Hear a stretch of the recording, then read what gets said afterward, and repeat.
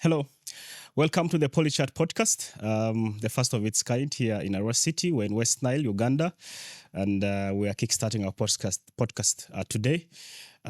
This is a podcast that is aimed at educating our people when it comes to matters to do with governance, matters to do with the law, and matters to do with, election. We have the elections coming up in January next year, but the processes have officially kickstarted. And we're going to use this opportunity to talk to our people, to have conversations with experts, to have conversations with politicians, and many other people that would really, that shape governance in our country. And this is a podcast for all the citizens of this country, just to make sure that they're enlightened when it comes to choosing their leaders and how they're governed. And being the first episode today, we are very honored to have a special guest on the podcast today, and that is a man of all seasons, the Honorable Wadri Kassiano Ezati, who joins us today. And he is a member of Parliament. Is the former member of Parliament for Terego County, former member of Parliament for Arua Municipality, now Arua City, and also a former commissioner. And he will be telling us about his legacy and what the future holds for him. Honorable, welcome to the show. Yeah, thank you very much, Mr. Moderator, for the opportunity that you have given to me. Yes. To be part and parcel of this process. Yeah. And more especially, the fact that I'm the first person to be hosted is indeed an honor to me. Yeah, sure. And more importantly, also to note that this program is not only for the people of West Nile, but that it is going to be of a global nature. Yeah. Now that I'm informed, it is going to be put in the YouTube. That therefore means anybody from any part of the globe will be able to access. Absolutely. And be able to understand fully what I will be sharing with you. Yeah. When you ask me about my legacy, I think it is only prudent that you get to know whom I am, how I started my journey from my childhood up to wherever I am. Yeah. Then you can then be able to appreciate the journey that I have made. I was born in Terego. That is my ancestral area and ancestral home in Simven village, in a Dripi parish, in Bilefe sub-county, in Terego district. And my childhood was not an easy one. It was a hard one. Hard in the sense that I was brought up just like any other traditional African child. I'm a child born among the 12. We're 12 children. Yes. Born to two parents. My late father, Fabio Ezati Oria, passed on in 2009. That time I was already a member of Parliament for Terego County constituency. And very regrettably, my mother, the late Martha Talia, passed on last year. Last year in September 7th, here in Arua Regional Referral Hospital. Of the 12 children, I'm number 5. Okay. And I always proudly say we were like the 12 clans of Israel. Yeah. Out of the 12 of us, 9 of us are still alive, 4 men and 5 women. Absolutely. And I pay a lot of gratitude to my parents in the sense that they brought us well. They were disciplinarians. They were not working class. Neither did they have white-collar jobs where they will earn a monthly salary to pay us or to pay our school fees. But they struggled and made sure all of us were adequately educated. And that is the reason why the 9 of us who are there, we are all independent. We are all independent. We use the knowledge and skills that we acquired through formal education to make us where we are. As I told you, my parents taught us the spirit of hard work. Yeah. To the extent that even when I was in the university, I was still looking after cows. I will come home during the holidays and pick my books, go and look after cows. To pick a hoe and go and dig. Together with my sisters, we'll all do that. And more importantly, they also taught us the aspect of self-dependence. At no one time would my mother, especially, my late mother, allow any of us to go anywhere. She will always want that we are around her and that we get contented with what we have as a family. Okay. So from there, I went to school. I went to school at the age of 6. Okay. And I started my education. Actually, I was too young to go to school, but I still insisted I wanted to go. And that time, schools were not like today. So, so at the age of 6, that means you didn't go to nursery? No, there was no nursery. The issues of nursery are a recent thing. A recent thing, not even 10 years ago. These are recent things. I never went to nursery. Okay. I went to P1 direct. Yeah. Young as I was, because the distance that we were covering was so long, and religion that time played a very key role in choosing the school where you will go. Yeah. Wafa Muslim Primary School was the nearest to me. Okay. But I will not be allowed to go there because that was a school meant for Muslims. So the next nearest school was Aripea. Aripea was solely for girls. Yeah. And therefore, boys will not be allowed to go into the girls' school. Which year was that? This was 1965-6. Just a few years after our independence. Yes. Then there was Lyria Primary School, which will have been one of the nearest, but I will go past it because Lyria Primary School was for Protestants. So I will end up in Arua Primary School. And while I was in Arua Primary School, of course, being young and with such a long distance of 8 to 9 miles, not kilometers, miles covered, I'll be so tired that in the class I will just go to sleep. And then my aunt, who was married to one of the teachers, my maternal aunt, the late Margarita, who was married to the late Baptiste Oba, our class teacher, will come and lift me and take me home to go and sleep. So it was a very difficult time that I had. And then from there, when I reached P6, we were encouraged through our Christian value educations, we were encouraged to apply, those who had a calling, to go to the seminary. Then I applied, we interviewed, we were given exams. I passed. I was taken to Pokea Seminary. So I was in Pokea Seminary. I finished P7 in Pokea Seminary. I S1 to S2 in Pokea Seminary. That is where Pokea Seminary stopped at that time. Senior 2. Oh, yes, Senior 2. Then after Senior 2, I went to Sacred Heart Seminary Lacho in Gulu, where I was for S3 and S4. I set my S4 in 1975. And then from 1975, I was taken to the major seminary in Katigondo, in Masaka. And I went there briefly. I checked out. When I checked out... Why did you check out? Well, many are called, but few are chosen. I was not dismissed. I just checked out. I just felt that I had to leave. And when I left, I remember that time, our Vicar General then was the late Bishop Martin Luluga, who that time as a Vicar General was even the parish priest of Christ the King. Yes. So he felt concerned and said, hey, what has happened? He started following me. And when I came home, I applied to go for HSC in St. Charles Luanga College, Koboko.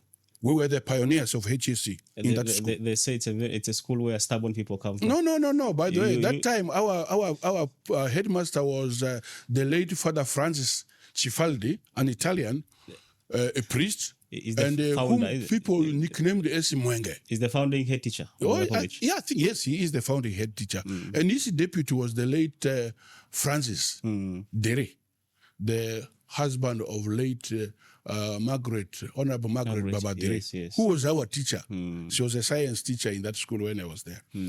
And I have OBs who are here. I mean, a good number of them have since passed on. The late Dr. Ezati Alidria, then the late Pius Alitema, Lutio Gamaik, who is now in Canada, but he comes around, he stays in Lille. And those of Dr. Jacinto Amandua, those are a few of the friends that we had. And the late Philip Ramaga, those are the people whom we had in Koboko. While in Koboko, I was involved in a number of sporting activities. I used to play handball a lot with those of Luti Ugamaik. And then I also was in the boxing club.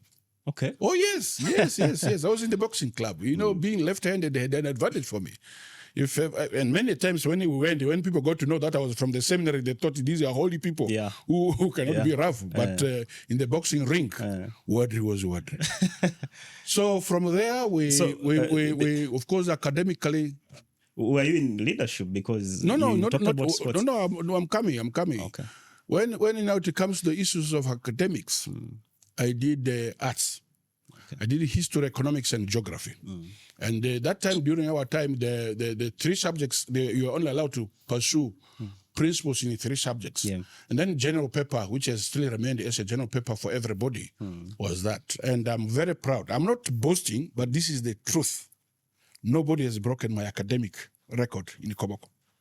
Nobody. What did you score? I scored a AAA. Huh. Oh, yes. Even last year, was it last year when we had the anniversary? Yes. And everybody kept on saying, you see that man there, yes. this man's record, nobody has broken. I even promised that anybody who breaks my record, of course you can't break it, but you can only be equal. Yeah. If you come to be there, and then I will take it upon myself to make sure that I give you a helping hand. Yes. And during our time, let me tell you, Makerere University was the only institution of higher learning. Every other person, regardless of where you have come from, will all aim to go to Makerere University. And the competition to go to Makerere University was very stiff.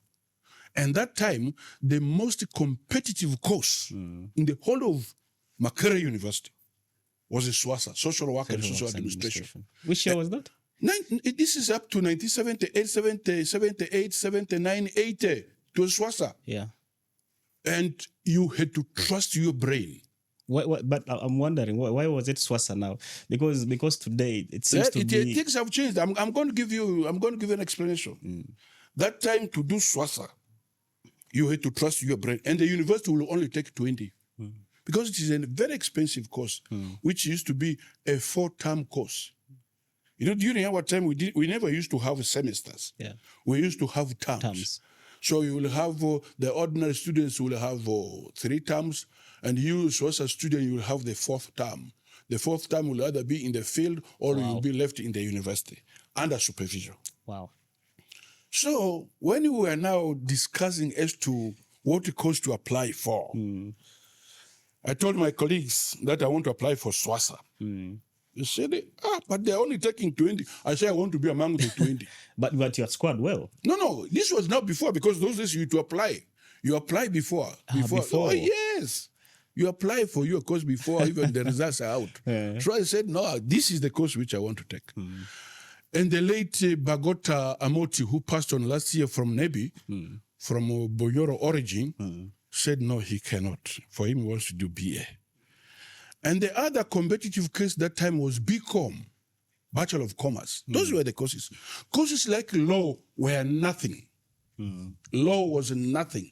Because I remember when I was in the university, the late Professor Abraham Kepi, Dean of Faculty of Law, came to my room in Northcote Hall. He pleaded to me, said, no, young man, you're so brilliant.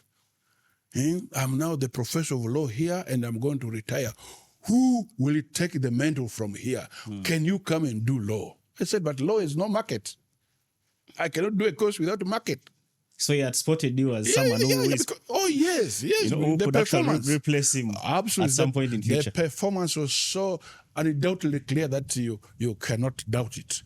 And that time, in the university, if you got AAB above, you will earn what they used to call state scholarship. Okay. And therefore, I was a state scholar. State scholar meaning that I will be paid money. And during that time of Amin, every student in the university used to earn 800 shillings per term. And that was a lot of money? It was a lot of money. So meaning 800 shillings. 800 shillings. So meaning that an ordinary student will earn 2,400 a year. That was a lot of money. And not only that, you will be transported to the university. You'll be given transport money. You'll even be given money in case the vehicle breaks on the road for a day or two. All that money will So be for those of you who are in Arua, so me, to the university, how much was it? Me now, who was a state scholar, I will earn double. I will get the state scholarship allowance. I will get what they used to call a boom, the 800. So meaning that I will be having 4,800 shillings in my pocket. That was a lot of money. lot of market. Swasa allowance was 6,000. So 10,800 shillings in the pocket of a student was much more than a working class. You were a big man at the university. I was a big man. I became the chairman of Northcote Hall. Yeah. I was the mess minister. And as in leadership, I will have everything to myself in my room. Everything. And with all that money, beer was 3 shillings. Yes. Beer was 3 shillings. Sugar was 3 shillings.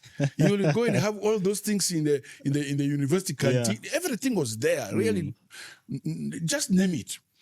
So with all of that, and even when you go out for field work, say if you're 2 days as a Swasa student, 2 days you are expected to be, you will be attached to an institution.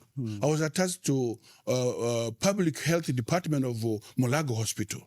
From Northcote Hall, you know the distance between Northcote Hall and the Mulago University. Yes. You will be given transport money and food allowance money. So you can see transport, you just cross. With the medical students, you just walk on foot and cross.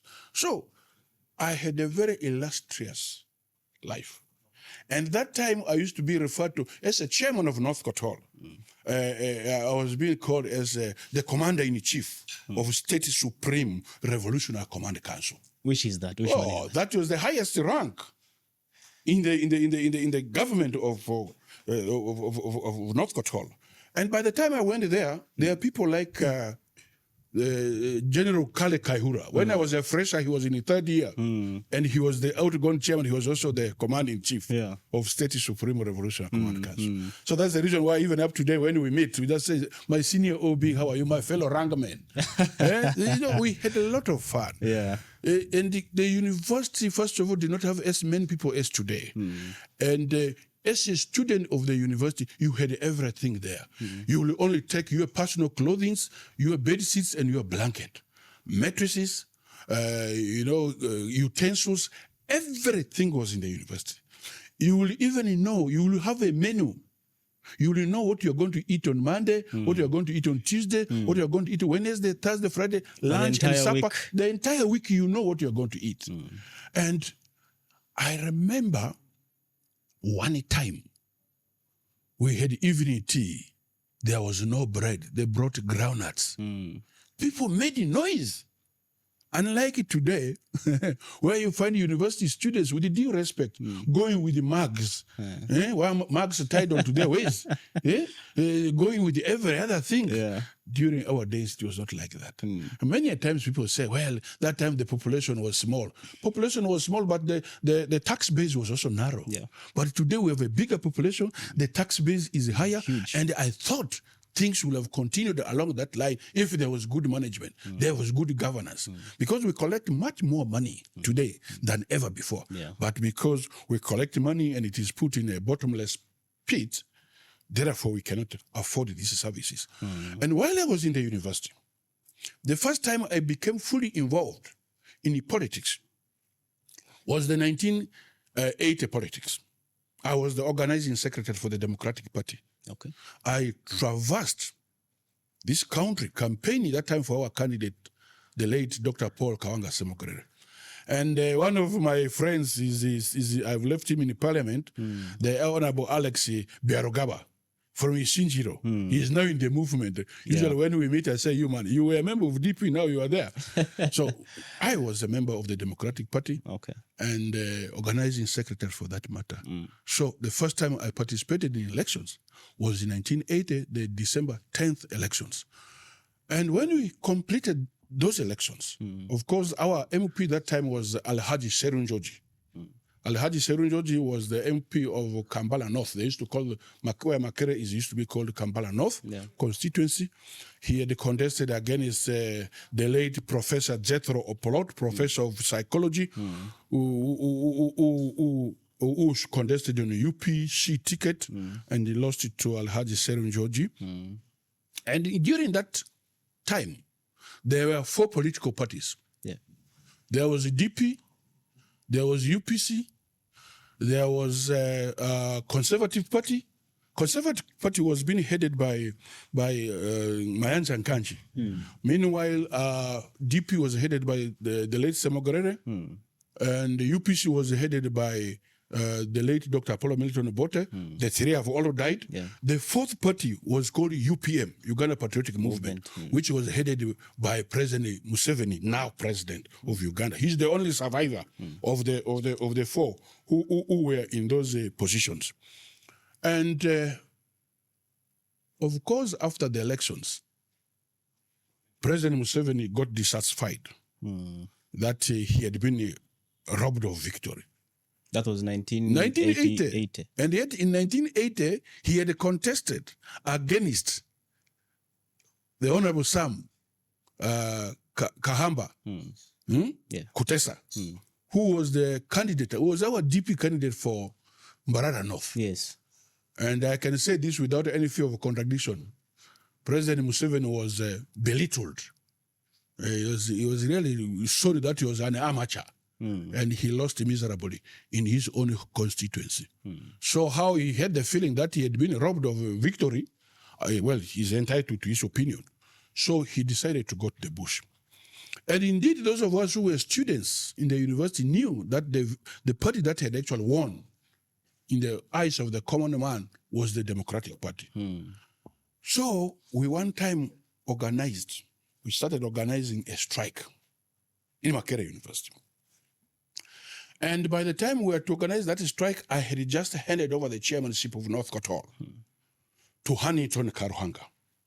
Huntington Karuhanga is a nephew to Janet Museveni. He deals in coffee. I think you know him as a journalist. You must be knowing him, Huntington Karuhanga. I handed over the chairmanship of Northcote Hall to him. And I remember during that function, I had a friend. He was a mature entrant called Joseph Aruata from Ngeta in Lira. He was doing education. He was a UPC supporter. Yeah. And that time, the guild president who had just also left was a man called Ndamurani Atenyi. He was from Northcote Hall. And he was doing law. He was from Bonyoro. His idea was that he wanted to be a minister for the youth, since he was a very staunch UPC member. So the late Joseph Aruata, who was my friend, came to me asking me for my machine, my music machine, to go and entertain his visitors. And I can tell you this without any fear of contradiction. In the whole of Makerere University, we were only two people who had JVC machines. One of them is Bob Obeti. He's just here in Invara. Yes, he's here. And both of you were hailing from West Nile. We're all hailing from West Nile. Yeah. Bob Obeti was in Nkrumah Hall. I was in Northcote Hall. We had JVC machines. Yeah. So when Arota came to me to ask me for my machine to go and entertain his visitors, I gladly gave it to him. So as we now went with the plan of organizing this strike, I was the one doing now minute taking on a typewriter. And we were the people that time, my former cabinet, with people like the late Kakembo, who was my Minister for Internal Affairs, the late Joseph Sanyu, who even became my best man at my wedding. Yeah. He was Minister for Information. Then Mr. Matovu, Engineer Matovu, was my Minister for Entertainment. And then Mr. Baikayo was my legal secretary. Those are the people with whom we now said, together with others, people like J.B. Kakoza. J.B. Kakoza is the husband of Justice Muriagonja. Yeah. Now. Yeah. That time he was a mature entrant and had worked before. Then we had the lady Charles Senyonga. Charles Senyonga was from the West. I used to take him for Minyankole. But later on, I got to know that, after I got to know that, well, every other person from the West to me was a Minyankole, while others were from beyond. Yeah. So Charles Senyonga, we held now this meeting.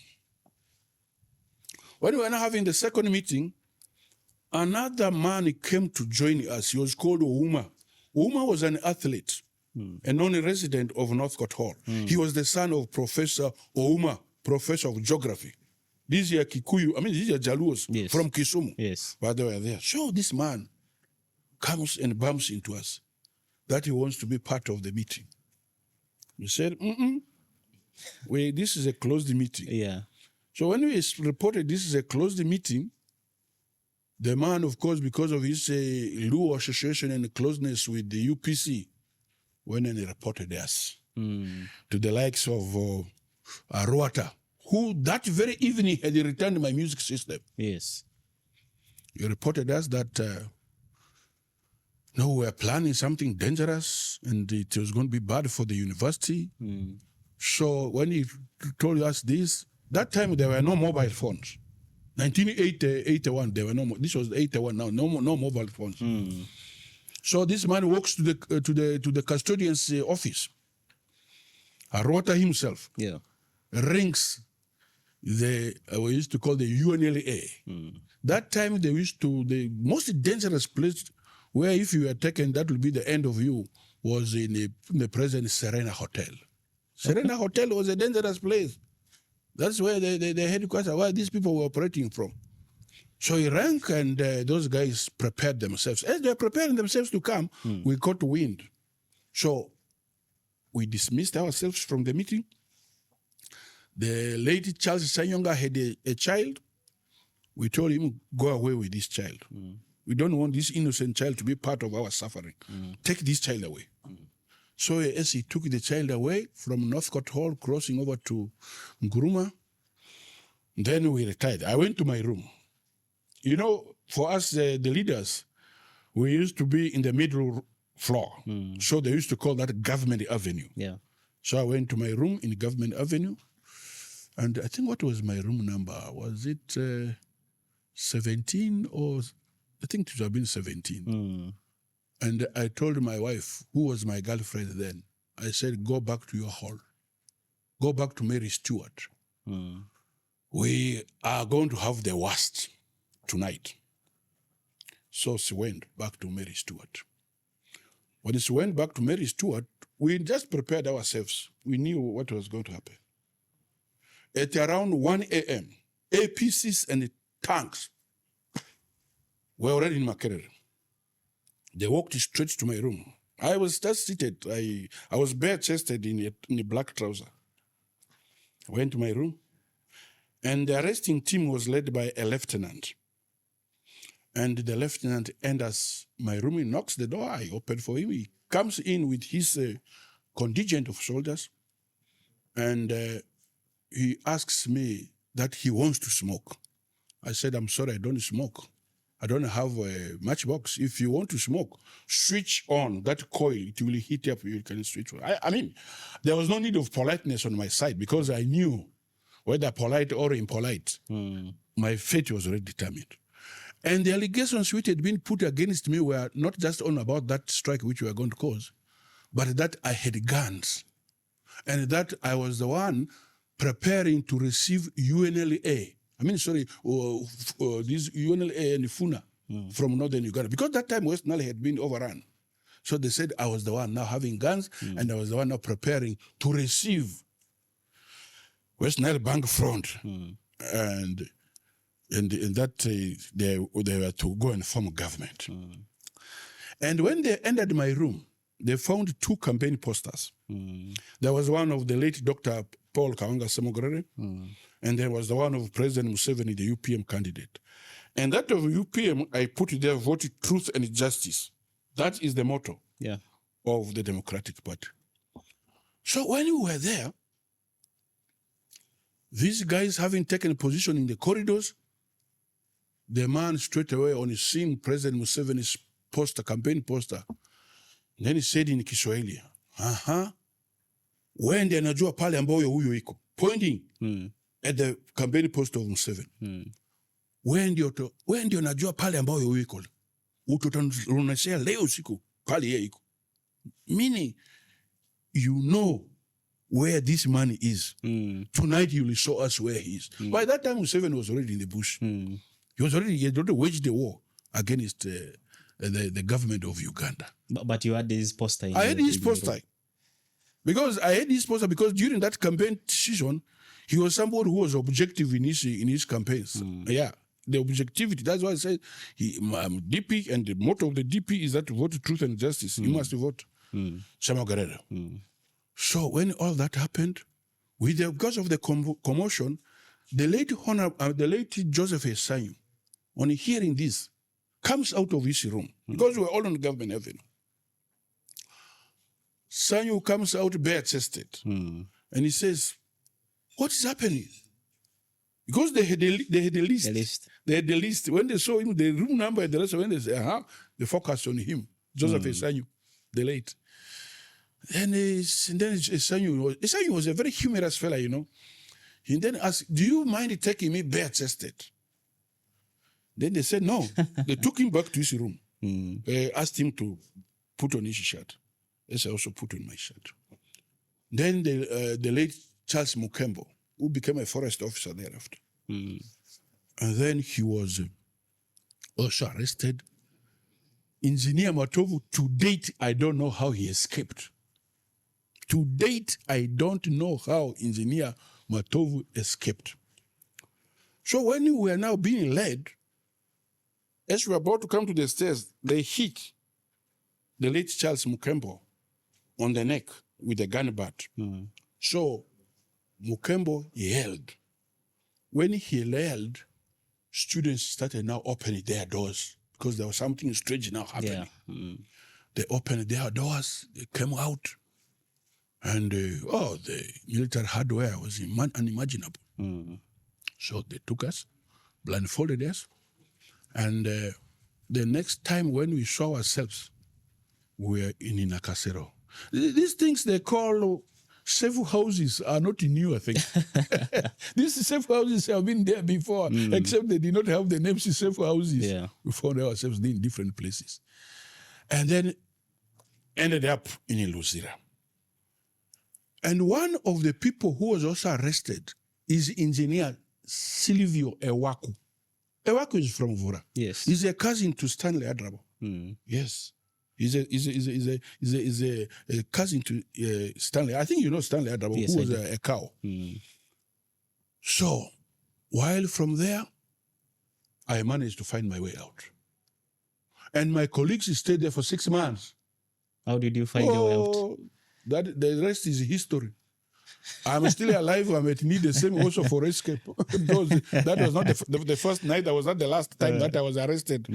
So I ended up from there, jumped over the fence of Professor McPherson. Professor McPherson was an English professor of literature.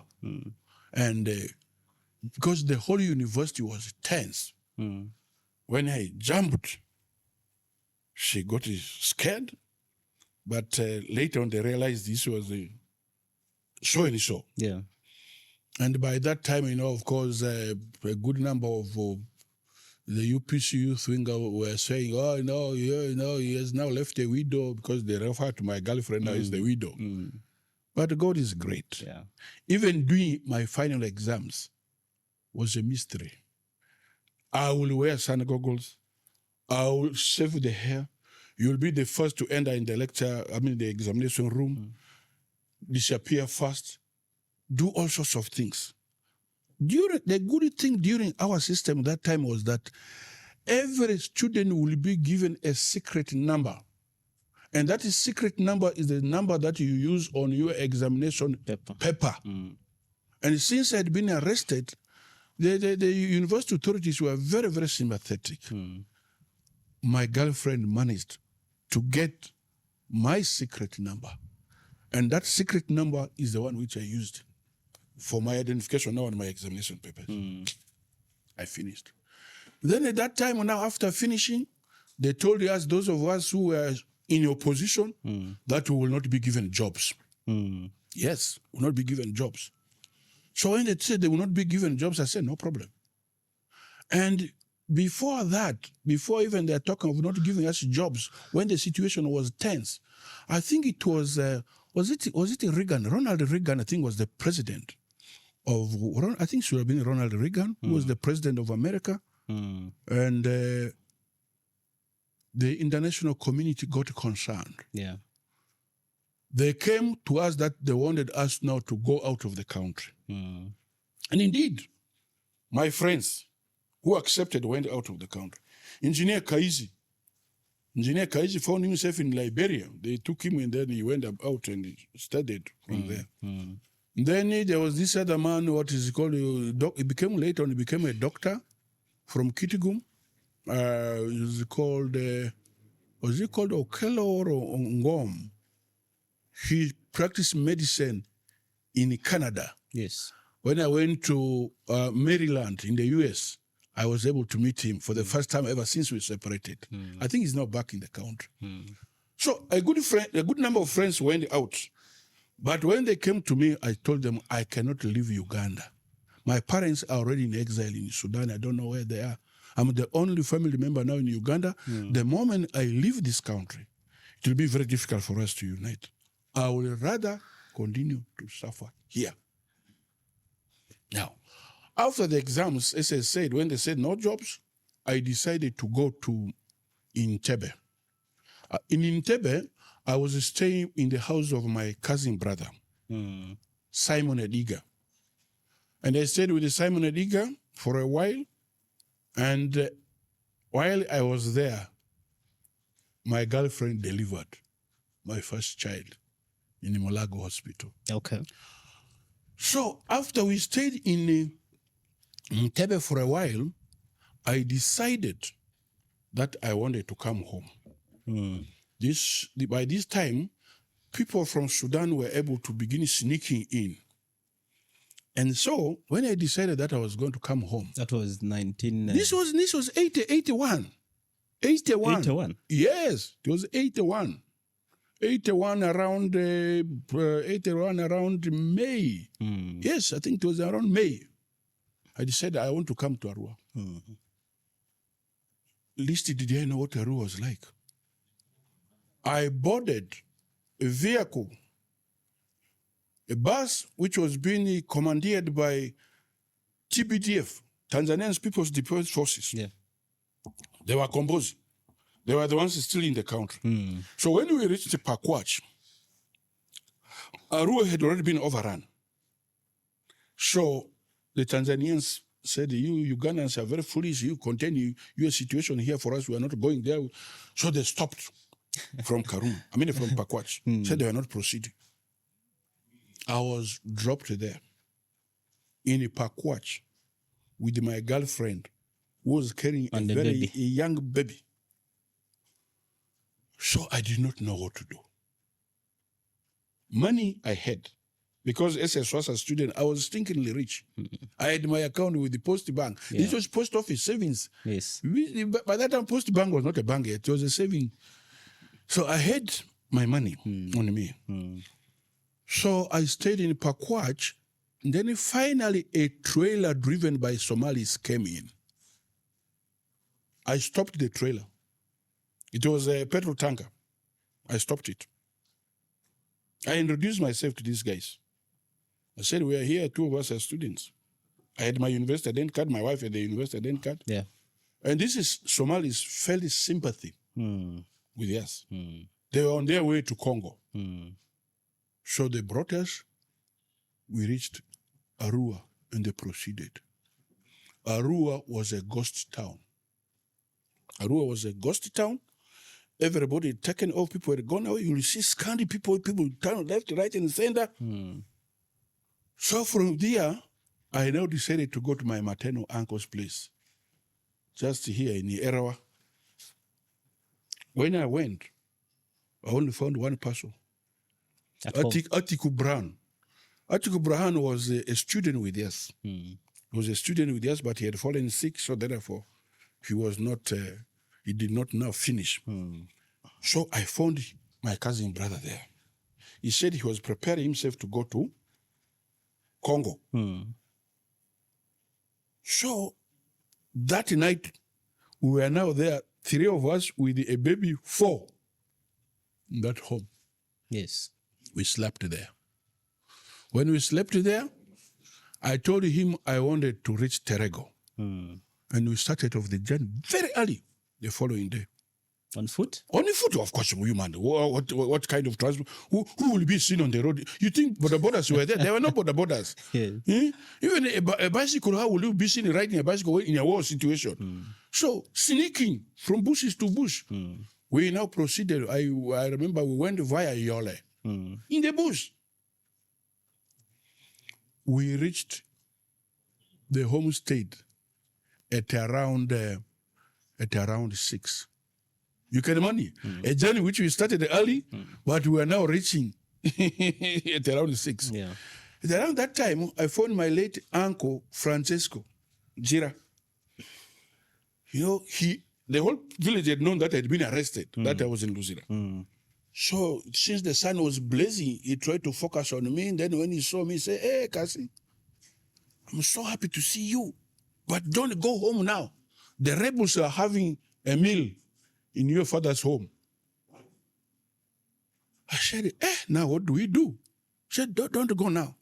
You wait until when we get clear information that they have now gone. Because, you know, those rebels will come. Once they come, they get you. And since my father had cows, they will come and slaughter, have a meal there, and then you have no way of saying, but you have no way of protesting. Yeah. You protested to your own parent. So, at around 7-something, we finally now reached home. My late mother shed tears. The whole family was in tears, but happy that at least they had seen me. So, when we started, we stayed there for around 2 days. And the Brown Atiku wanted to come back to go to Congo. But, you know, as I told you, you wouldn't move. So, as I moved out to escort Brown, I had a university T-shirt on me. We came across a team of rebels. They got us, they roughed us up, they wanted to pluck our eyes. That nyinyi wakinajua zaidi ndio wameangusha government yetu. That those of you who are educated are the ones who have removed our government. In my heart now I was saying, but I have also been suffering under the hands of this so-called government of yours. Now I'm here with you people, my own people, and you're doing this to me? Our luck was one. Among those rebels, there were also my own age mates from Wafa Trading Center, where even my house is, who knew me. They said, if it means now all of us killing each other, we better do it. This is our own here. This man, if you knew what he is going through, you wouldn't threaten to remove and pluck his eyes. The moment you attempt that, we will all die. So from there, we now breathed a sigh of relief. We are saved. Then they communicated. You know, communication is just through messages. Yeah. To clear way for Brian Atiku. Atiku now finally came back to Arua into Congo. On the third day, there was a fierce battle at around 2 p.m. The smoke that you will see in the air, the gunshots. It found us having lunch. We could not finish lunch. Everybody had to take on for their lives. So we now ran towards the President Uriema. We ran towards Uriema, and there was, that time, Uriema was not a sub-county. Uriema was part of Bilefe. The sub-county chief of Bilefe then was a man, an old man called Maboa. So we went to his place. When we went to his place, I now knew my life really was in danger. Because among the rebels who even came and saw me was a cousin brother who says, "Thank you very much for coming to us here. But the moment I see you attempting to cross to Obote's country, that's where UNLA was, I will kill you with my own hands." Your own cousin? My own cousin brother. He wanted me now to be with them, but never dared to go back. My own cousin, Ndema, may his soul rest in peace. So, when all that happened, and the threats were now many on me, because where my relatives were not around, and the rebels came and said, "These are the people, this is the man who came from, these are the people from Makerere," the eyes were on me. Meanwhile, that time, those of Onzima Keleto, former assistant commissioner of police, who has just retired, whose house is just here. They were now rounded up. They had not been taken. So for me, I was there. Then I decided. I told my parents, I'm going to die here. I don't want to die when you are watching. I would rather be killed in your absence so that you are not emotionally affected. I want to go. Let me be killed elsewhere, but not here. I decided that now I was going to move. And as I said I was going to move, my eldest sister, Rita, who is still alive, offered herself to, on that very risky journey, to follow me up. We moved through the bushes and reached Umbachi Secondary School. Yes. By the time we reached Umbachi Secondary School, we went to the home of my maternal aunt. My maternal aunt was married to the former headmaster of St. Joseph's College, Umbachi, the late Hercules Abiriga. That is the husband of my late aunt. So we went there, she received us, she sympathized with what I had gone through, and at the end, she came up and said, let us all be here. And I remember one evening, the late Abiriga took me to Urudri. We strolled to Urudri. We found very few people. There was a woman who had made a kwete. We went and drank kwete there. And the late Hercules Abiriga told me, my son, the worst is yet to come. You know, as an elder, you saw things far. And indeed, the worst was yet to come. So from that point, I did not know what was going to happen. Something now came to my mind that I must baptize this young child. Let this young child die a Christian, not die with the mortal sin of birth. And I quickly made arrangements with the priests of Umbachi Parish. And the present Father Joseph, Father Stephen Adrokitibo, that time he was a reverend brother. He was not a priest yet. So he became the godfather of my son. Yes. Stephen is still around. Father Stephen is around. So we baptized this child. When we baptized this child, we stayed for 2 other days. And I decided and told my late aunt, Marietta, that I want to go back to Kampala. It is easier for me to survive in Kampala than here. The environment here is too hostile to me. So, as if luck will have it, we boarded the last Fiat lorry, NEC 110. That was the model of the Fiat lorry. We boarded it. Together with your aunt? No, together with my wife and my baby. Oh, okay. I left my aunt and the rest here. We traveled, we slept in Pakwach. You can imagine.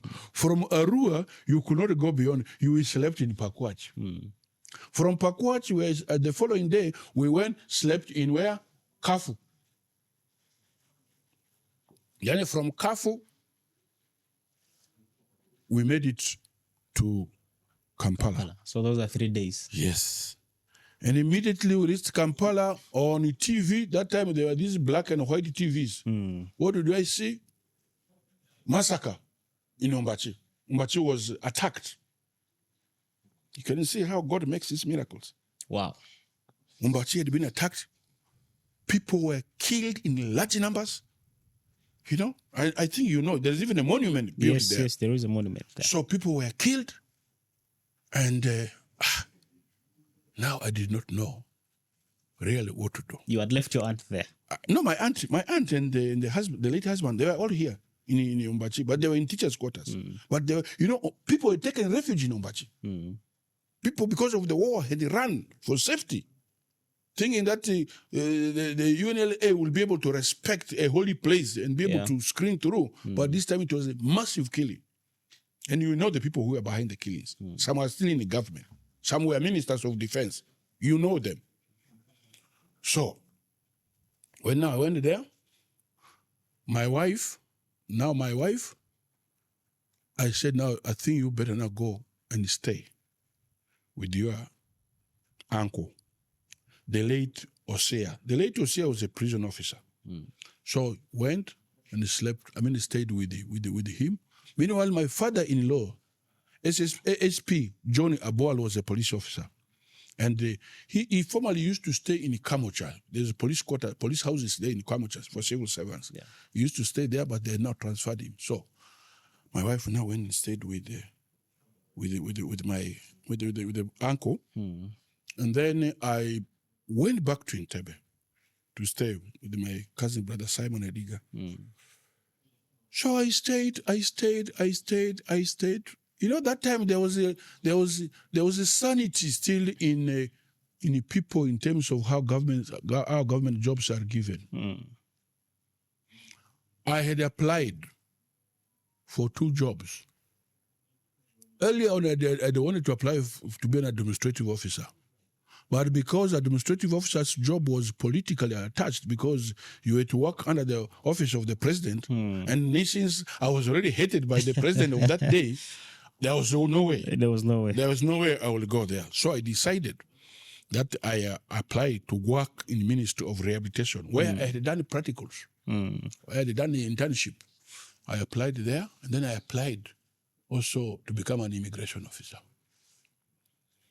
I got the 2 jobs. It's not like of today. I did not got the father. But just because of how you answer the questions and what your performance is, and more so Swasa, with the Swasa, you can't miss a job. You are so versatile. Oh yes, a Swasa student can't miss a job because you are so versatile. And many things which I now see being done as course unit, what you used to do as course units are now full courses. That time you were all around. So I got the 2 jobs. I had to choose one. I chose rehabilitation. So it now reached around June. I think June 17th. June 17th. That was 81 still. Yes. They now placed, they used to put them on a notice board. Those who have passed, the jobs they have got. And when I saw, they gave me 2. I went and they wrote that I wanted now in rehabilitation. So I went to Crested Towers. That used to be on the 18th and 19th floors. Yeah. So from there, I was taken to Camp Piringisa, Boys Approved School for orientation with my colleagues. Unfortunately, my colleagues with whom we joined service and were classmates, unfortunately, I think they have all passed on. The late James Kabogoza died when he was an assistant commissioner. The late Freddie Bajana died. The late Eswapu Bosco died when he was a senior probation and welfare officer. The late Martin Naika died when he was a rehabilitation officer in charge of Rakai and Masaka. That was my lot. Thanks be to God. I'm the only one who so far has survived. Those of us who went into Ministry of Rehabilitation, the rest have all been called by God. So from there, we did the inductions in a number of the agencies in Kampala. Then they asked us where we want to go. When they asked us where we want to go, I said I wanted to go to Mbale. And I was given posting to Mbale. And I had no property. Why did you choose Mbale? You see, I wanted to be in a place where little will be known about me, so that I can be able to settle down to work. But I was jumping from a frying pan to the fire. So I went to Mbale. I went with my wife, who was now in her 3rd year, to do her 3rd year, with my boy. And then I had a sister who was in Kampala, who is now in Kampala. Took her along. I was in Mbale. So my wife had to leave the young child with my sister, myself, And by that time, I had not been given a house, but I had an institutional house where at least I was, with the 2 bedrooms, 1 sitting room and a kitchen, the toilets, bathroom inside.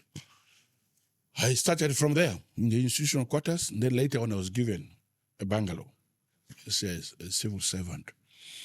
Why do I say that I fell from the frying pan, to the fire? It now reached the end of 82. By the time 82 came, by the way, let me tell you, that time to be known as a Lubara was a crime. To be known as a Lubara was a crime. Even in Bali. Oh. To be called a Lubara was a crime. And in the civil service, we were only 2. It was myself and Gladys Aserwa from Moyo, who was an ADC, an administrative officer. We were the only 2. Then we had another man who was in the post office, somebody from Mario Kolohia, how they recall his name. Then later on, we were joined by the late James Boy, who was in NASA. James Boy comes from Terego. I knew him from Terego. He died not long ago, even from Kenya. He came and died here in Mvara. He was buried in Terego. And then I found there was another tailor called Babu. Babu in it. Then later on, this was now, I think, now 88. This was now coming towards the end of 1982.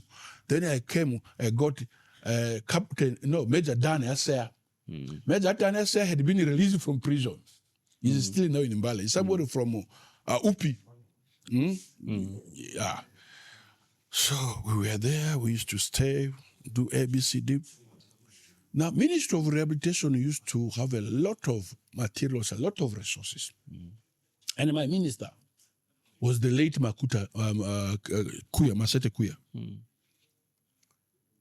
Masete Kuya brought his own cousin, who was an assistant community development officer, the mother of one of the senior judges. When she was brought and imposed on some of the programs in the ministry where I was, when she's not a ministry staff, we started having problems on the matters of accountability. Yeah. That she can't account to the ministry because she's not a ministry staff. Neither can I account to the ministry for what has not gone through my hands. So when I started developing these problems, one time the UPC MPs of Mbale came for a meeting over a weekend. And then the ADC1, Margaret Gimogoi, was sent to come to collect me. I just come from the market of Kachumbala. So I saw Margaret Gimogoi in my room, in my house. So he says, come for me. The ministers warned me. I said, what is it that requires me? There was Masete Kuya, the engineer Nangwale, Kisesi, there was Otuka Wamboza. Those were the MPs. Then there was another one. Who became a judge, Sekoko. He was a member of parliament. 5 of them. That time, the issue of women MPs was not there. These were constituency MPs. Constituencies were according to counties. Now, these counties have all become districts. You know, the village districts of Uganda now. That time, they were constituencies. So I was called. And when I went there, my own minister became sectarian. So, how do we have an officer all the way from West Nile? Can we have our own from here? The word Anyanya came into being used to me for the first time that time. I felt really that things were not okay. As if that was not enough, I had one of my staff, Muse late George Gususwa. George Gususwa was warrant officer class 2 in the East African Rifle. And he used to be a prosecutor, military prosecutor. Now, these people, together with the brigade commander, Maruru, had now an idea of re-engaging the former signal officers of Uganda Army and Amin. Because that time when the Uganda Army was disbanded, the incoming army, UNLA, did not have technical expertise of people like those whom they needed in signal services, signalers. So these guys used to have their correspondences of how they will engage these guys, re-engage them. I did not know. And this man, George Gususua, was writing as the head of the ministry. But the good thing was he was using his name, but as the head of the institution. So one day, as used to be the case, that time, if the officer in charge was the one who will get the check, draw the money, and come and pay officers. So I went to Kampala to collect the salary check. I came over the weekend. Monday morning, I go to Uganda Commercial Bank to cash the check. I come and I pay my staff. When I paid my staff that afternoon at 3, a military Land Rover pulls to my office to arrest me. That I was illegally recruiting former soldiers of Amin. I was bundled, thrown into the back of a jeep. I did not know what was happening. Then from where this message went, the DA that time, no, he was not the code, he was the RPC. The RPC was a man called Odongo Kara, an actually old man. And then J.B. Okumu, I think you know him, John Baptist Okumu. He's from his house is in Mvara. He was the regional CID officer. Then Maruru was the brigade commander. So message reaches, we have got this man, he's called Wadri, he's the one recruiting. Maruru says, no, please leave that man. Yes, we have a policy of re-engaging the former soldiers of Uganda Army who are signal services, but he is not the person with whom he has been working. The person he has been working with is somebody called George G. Gususua, a former warrant officer, class 2, and a former military prosecutor. From there, I was removed from the vehicle. I wept with tears. Say, first of all, being a Lubara was already a crime enough. Now you bring such a thing on me?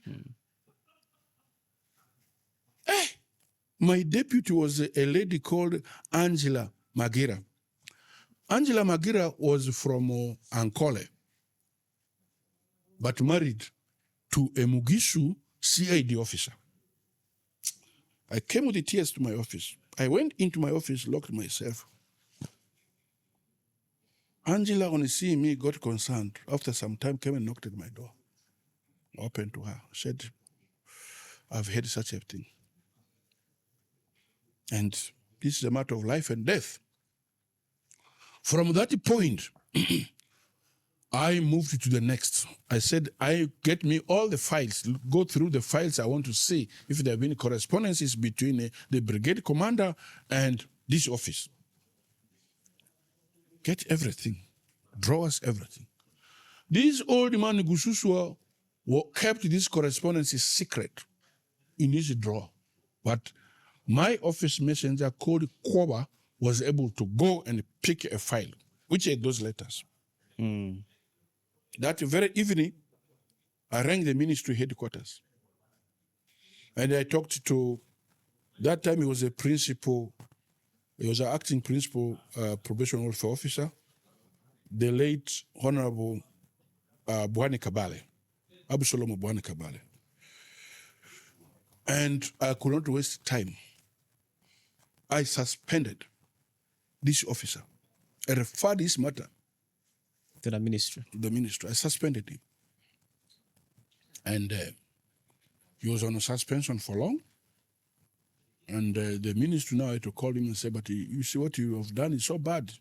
First of all, this is not an official program of the ministry. And you did these things impersonating as the officer in charge, whereas not. And now, hence the suffering of this young man. And you know what it really means. So when all these things now added up, I just said I cannot be comfortable here in Bali. Exactly 2 years. I asked that I be removed. So the commissioner of the ministry then, the late Robert Murasa, one weekend drives in my compound. He drove in my compound and he came to me. He says he has had to drive here to meet me personally because he wants me alive. He wants me to leave Mbale the way I came, on my own feet, rather than leaving it in a casket. And that for him, he has made a decision. He does not want to lose me. He's giving me two options, either to go to Kampala or to go to Jinja.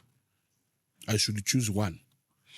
I told the late commissioner that I want to go to Jinja because in Jinja, to be known as a Lubara will never raise an eyebrow because there are very many sugarcane cutters who are from Western Nile, who are in Kakira, and there are those who are casual workers in the many factories. So to be seen as a Lubara, nobody will raise an eyebrow if I'm in Jinja. So I want to go to Jinja.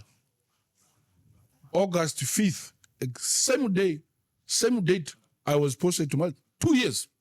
Exactly 2 years. Exactly 2 years. I got my transfer to Jinja. And that time I had my vehicle, Fiat. I had a Fiat vehicle. And as an officer, you are entitled to, I think, is it a 10-ton lorry? So since I didn't have much to carry, there was no need. So they paid me that money. And then I moved to Jinja. And indeed, in Jinja, I had a very good life. Jinja had a good life because being a Lubara, I was so free. We were what they used to call the Gang of Four in the DDC, District Development Committee meeting. Wilson Kasolo, who was the principal of Nabea Forest College, is still alive. There was myself. There was the OC Uganda Railways. Then there was another man called Kitakule. We are judged to be the Gang of Four. If we were not in the DDC meeting, no serious debate will be conducted.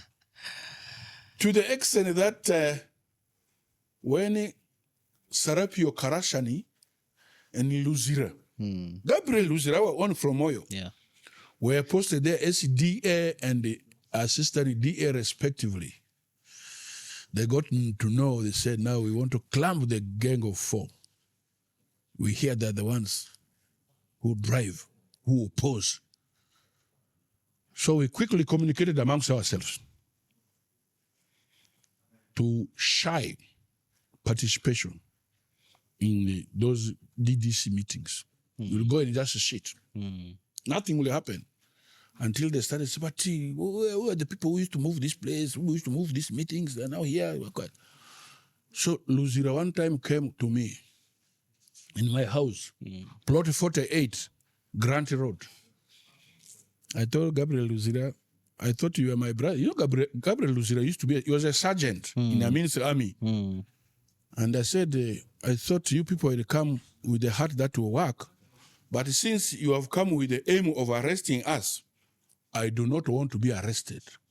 I don't want to be arrested. So to keep quiet is my right. Nobody's going to force me to talk. And we went on. There was that doldrum. For quite a long, they had to come on their knees. Sarafio Karashani, I phone, he was a Catholic. We were praying in the same church. And now, what kind of heart is this? So, the rest is history. I stayed in Jinja up to 1990. 1990, I was taken to head Buganda region, all the way from Mutukula up to Nakasongola, Kafu River. That was my area of jurisdiction. I served there for exactly 2 years. I decided that I wanted to go for studies. I went to Uganda Management Institute for a postgraduate in public administration. And then when I did that, I was taken to the ministry headquarters. Even when I was taken to the ministry headquarters, I decided that I go for my master's. I went for my master's. When I went for my master's, I came back. That is Uganda Matters? Makerere University. Okay. Then later on, I went to Uganda Matters to get another degree in democracy and social development. Now, I was promoted. By the time I went to Ngozi, I was already a commissioner. Which ministry? I was in that time. There was not. We were not. After the restructure, we were now in Ministry of Gender, Labor, and Social Development. Okay. I became a commissioner, and when I became a commissioner, of course, I was invited to New York PrepCom meeting of the of UNICEF, because that time we were preparing now to have the World Summit for Social Development in Copenhagen. So I was invited to go for that PrepCom meeting. I left Uganda. I went to New York. It was a long stay that I had there. I remember when I was there, there used to be a foreign service officer from West Nile here, who was also my contemporary in the university, called Odaga. Odaga later on joined the UN. He was in Liberia. I don't know where he is. Okay. Somewhere from Navy. I met Odaga there. I was in New York. And that time I had already nurtured and nursed the idea of going into politics. So, that was which year? This now is in 2001. 2001. 2000. That was 2000. 2000. It was 2000. It was not 2000. I don't know. That's the idea of going into politics. So while I was in New York, on the internet, so I read the story that the parliament had decided that civil servants who wanted to come into politics must take 120 days leave. 120 days leave is 4 months. I read this thing, and yet I still had work to do in New York. So I came to the embassy and told my colleagues, I said, you know what?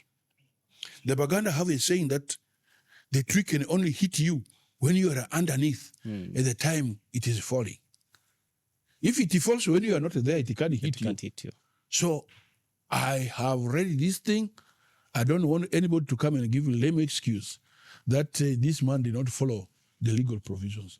I am going back to Kampala. They said, but you still have work to do. I said, I'm going. And I'm very fun. I told these guys, I'm walking to Madison Street. I went to Madison Street. I bought 3 suits and 1 camera. I said,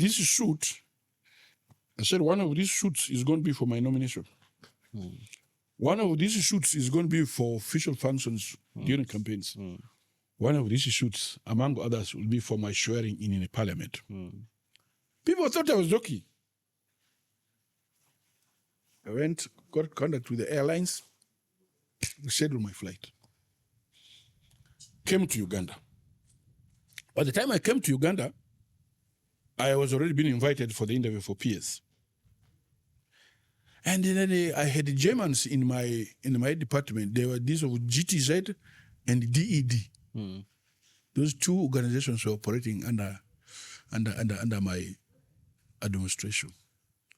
And then the rest said, but now Mr. Commissioner, you are really very lucky. You became a commissioner at a very young age. And now this thing has even followed you. Luck has even followed you here. They want to do this. You really want to leave civil service and go into these murky waters of politics. I said, I've made up my mind. It's not about money. I want my freedom. I want to talk. Then, one of the Germans, he was called Dr. Klaus.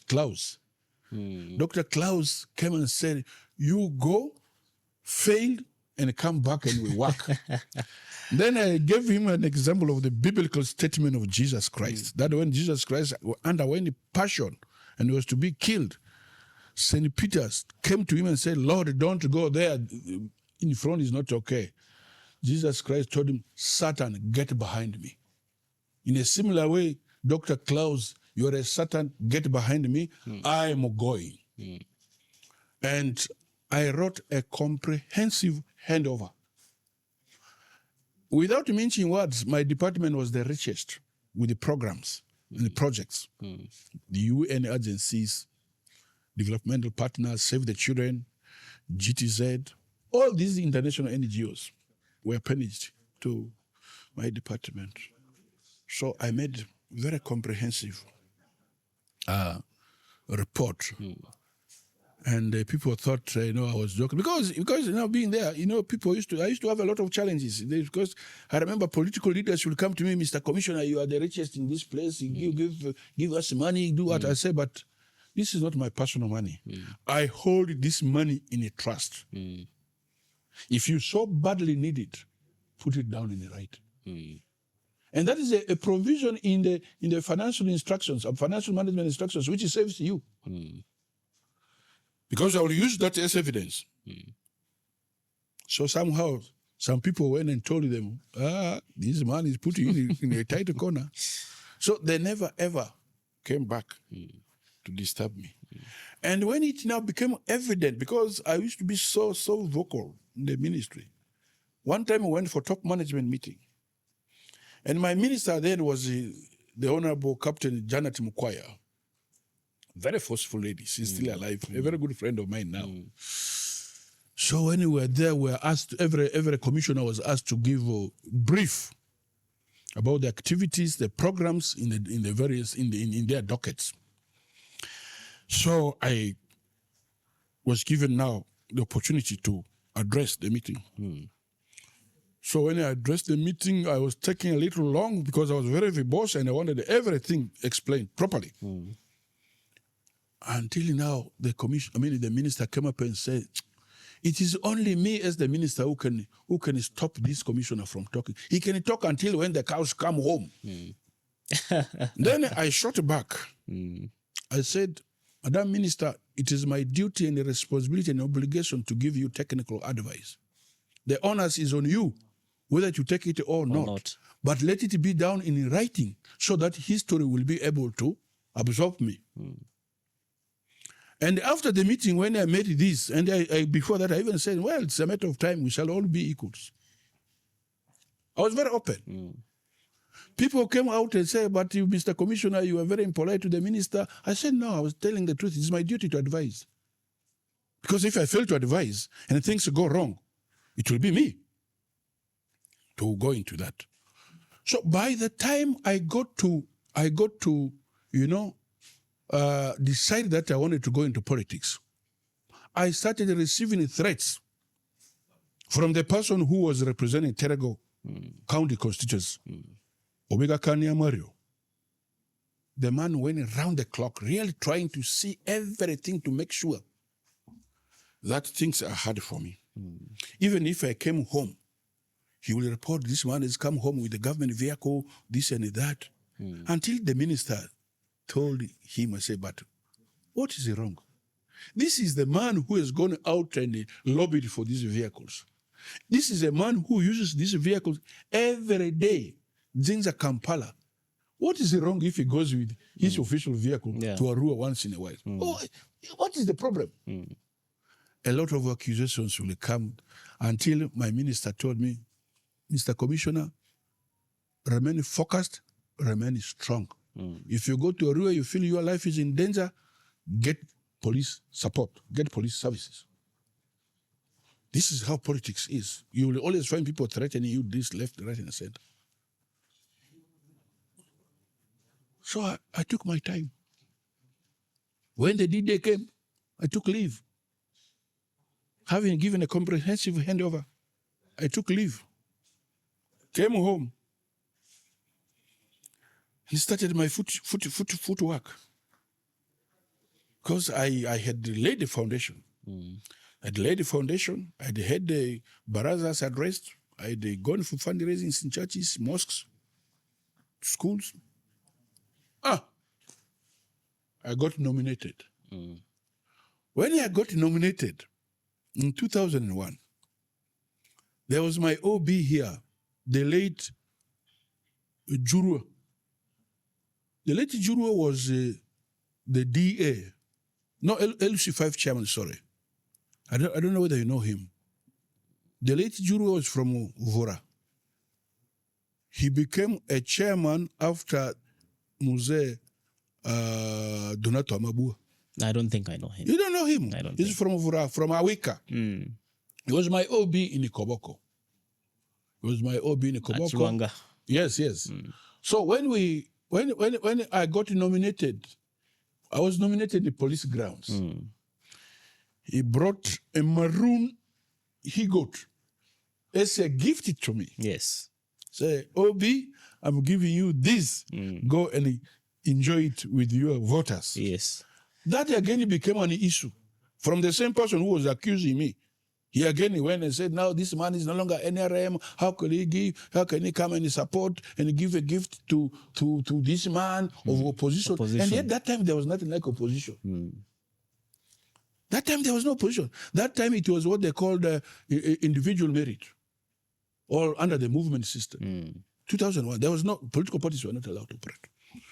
So I went. That became now a point of hatred for Alex Jurua and this same person I'm talking about, this monster. So went for the campaigns. When we went into the campaigns, I gave this person a bloody nose. I think we were four. We were four candidates. We were four candidates. I gave them bloody nose, and I got myself elected as a member of parliament. When I was elected as a member of parliament, this man started behaving like a drowning person. When you are drowning, even when you see a leaf floating on the water, you will want to catch it, thinking that will save you. This man, on going to check my nomination forms, on one of them, the name there was written Ezat, not Ezati. There was no I. That became an issue. The man took me to court. It was something very laughable. I again gave him a bloody nose in the court. That time my lawyer was my OB again, Jogo Tabu, an OB from St. Charles Luanga. Yeah. And we continued. When I was in the parliament, we were the first people to begin struggling for opening up of the political space. When we were in the parliament, I was elected as the chairman of the DP parliamentary group. Political parties were not allowed to operate. But we quickly identified ourselves, those of us who had come from the DP background. I was elected as the chairman, DP parliamentary group.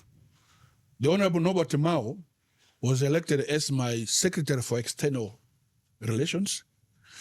The Honorable Michael Mabike of Makindye was elected as my General Secretary General. The late Patrick Musisi was my treasurer.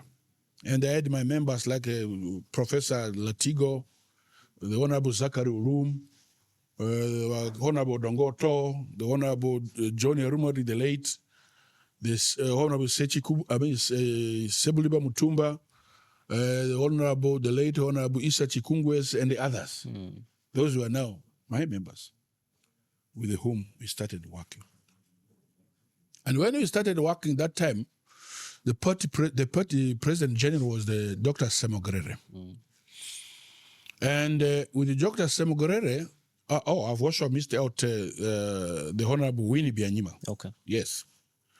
So with the late Dr. Semogrere, we held a meeting. Myself as the chair and a few identified people. We decided that the 1995 Constitution had conscripted every Ugandan into a monolithic political arrangement. Because we were all forced into the movement. It was not our decision as a country. And it therefore infringed on our right to associate. Freedom to associate was conscripted. So we decided to take government to Constitutional Court. That time, the Constitutional Court used to sit in the present Ministry of Justice on a Kampala Road. On Parliamentary Avenue.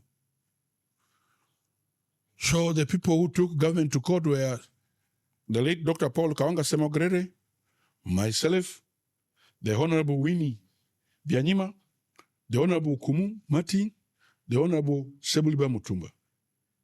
Ukumu was the MP for Ashwa, Sebuliba was for Kawempe, then I was for Terego, Winnie Byanyima was for Mbarara.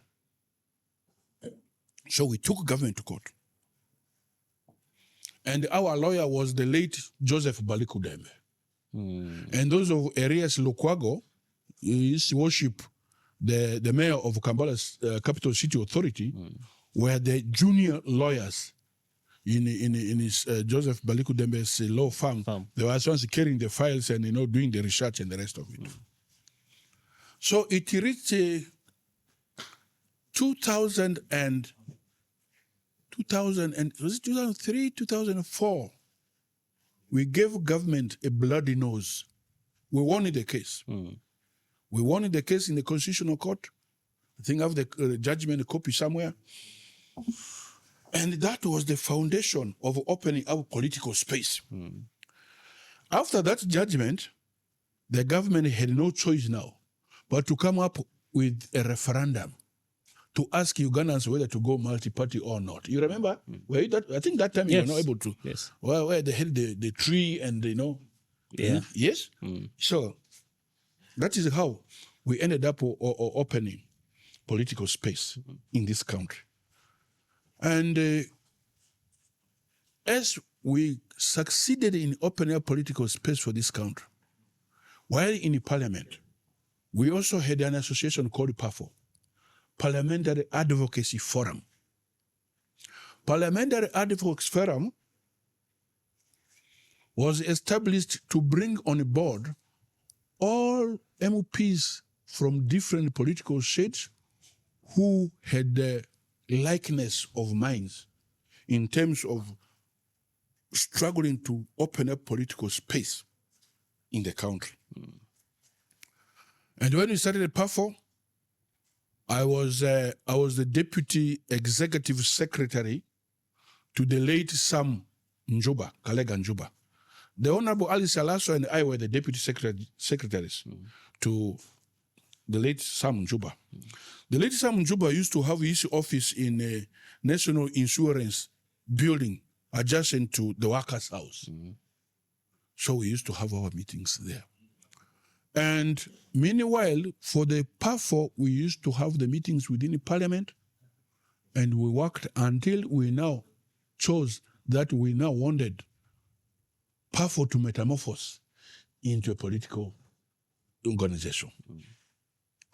So that's, I think it was 2004 now, we decided to have a launch of PAFO. We had a very, very big launch. And during that launch, we had the Honorable Adolf Mweshije, who is now clerk to parliament. Yes. He was the general secretary, Secretary General of PAFO. The Honorable Emmanuel Dombo, the one now in charge of information, communication yes. and information in Yes. NRM, was our chairperson. So when we had this earthquake-shaking ground launch, it shook government. It threatened the government, and quickly Museveni could not sleep. Museveni now made approaches to these two leaders of ours, the Honorable Emmanuel Dombo and the Honorable Adolf Mweshije. Yes. These guys abandoned ship. Quietly, without giving us any explanation, they just fizzled out because of the threats they had received from government. When they now fizzled out, we said we're already a formidable organization. We cannot allow this to happen. We must continue. Then we picked on the Honorable Augustine Ruzindana, the MP of Rohama. You know him? He was once IGG. So we picked him as our chairman. So we started from here now, PAFO. And with the PAFO, we traversed this country. We traversed this country, and this was the thing now, which even now made us to reawaken the minds of the people about the amendments to the Constitution. The issue of term limits. The issue of term limits, which President Museveni had forcefully pushed down our throats. We used that as a springboard, because I remember when that thing was brought to Parliament.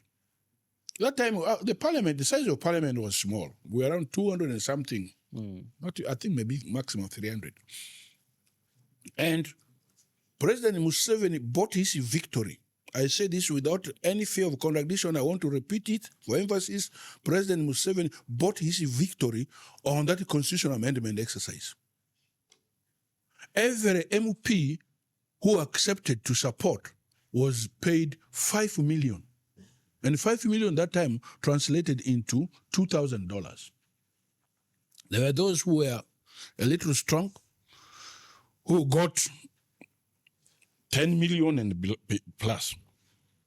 So as this thing was going on, as we now stood our ground that we did not aspire for, and those of us who had a vision for this country, the people who were now given the money to distribute, whom we refer to as the yellow girls, were the Honorable Kaoya. The Honorable Kaoya is a Minister of State, I think, for immunization or general services in the Ministry of Health. Honorable Kaoya. Then there was the Honorable Woneka, who is now ambassador, our ambassador to Beijing, somebody from Mbale. Then the Honorable Hope Mweshije, who has now come back to us in opposition. These were the people who were now distributing this money. And the Honorable Sechikubo attempted to go for this money. Then they said, this one is not one of us. This one is on the other side. So that's how we got to know that there was this room where money was being given from under the table by those so-called the yellow girls. And as the debate raged, we were only 52 who refused that bribe of 5 million. 52! Out of around 300. Out of around 300. We were only 52 who stood our ground. We refused the money, and who said, no, we cannot. This is a safety valve for smooth transfer of power in this country. We cannot allow this to happen. This constitution should not be made in vain. And among the 52 was the Honorable Colonel Bogere. Colonel Bogere was a UPDF representative. And when he stood his ground to talk for the truth, they ended up putting him on the katebe until he resigned and retired from the army. He's now in his private law firm in Kampala. Together with us was Justin Lumumba, who became the Secretary General of NRM. She was among the 52 who did not support. And the Honorable Mokabera, who was a very good friend of the Honorable Justin Lumumba, who now works in the President's office, State House, was among the 52. And for us here, we stood our ground. We had people like the late Honorable John Arumadri, may his soul rest in peace. There was myself. There was Honorable Alex Unjima. Before he got himself lost and into the NRM, although he is now, by the post that I read, he is now trying to come out. So this is how we were. Otherwise, the rest all swallowed the 5 million and sold this country. So, with Ruzindana now at the helm, as we were moving the country, the late Eria Kategaya joined us.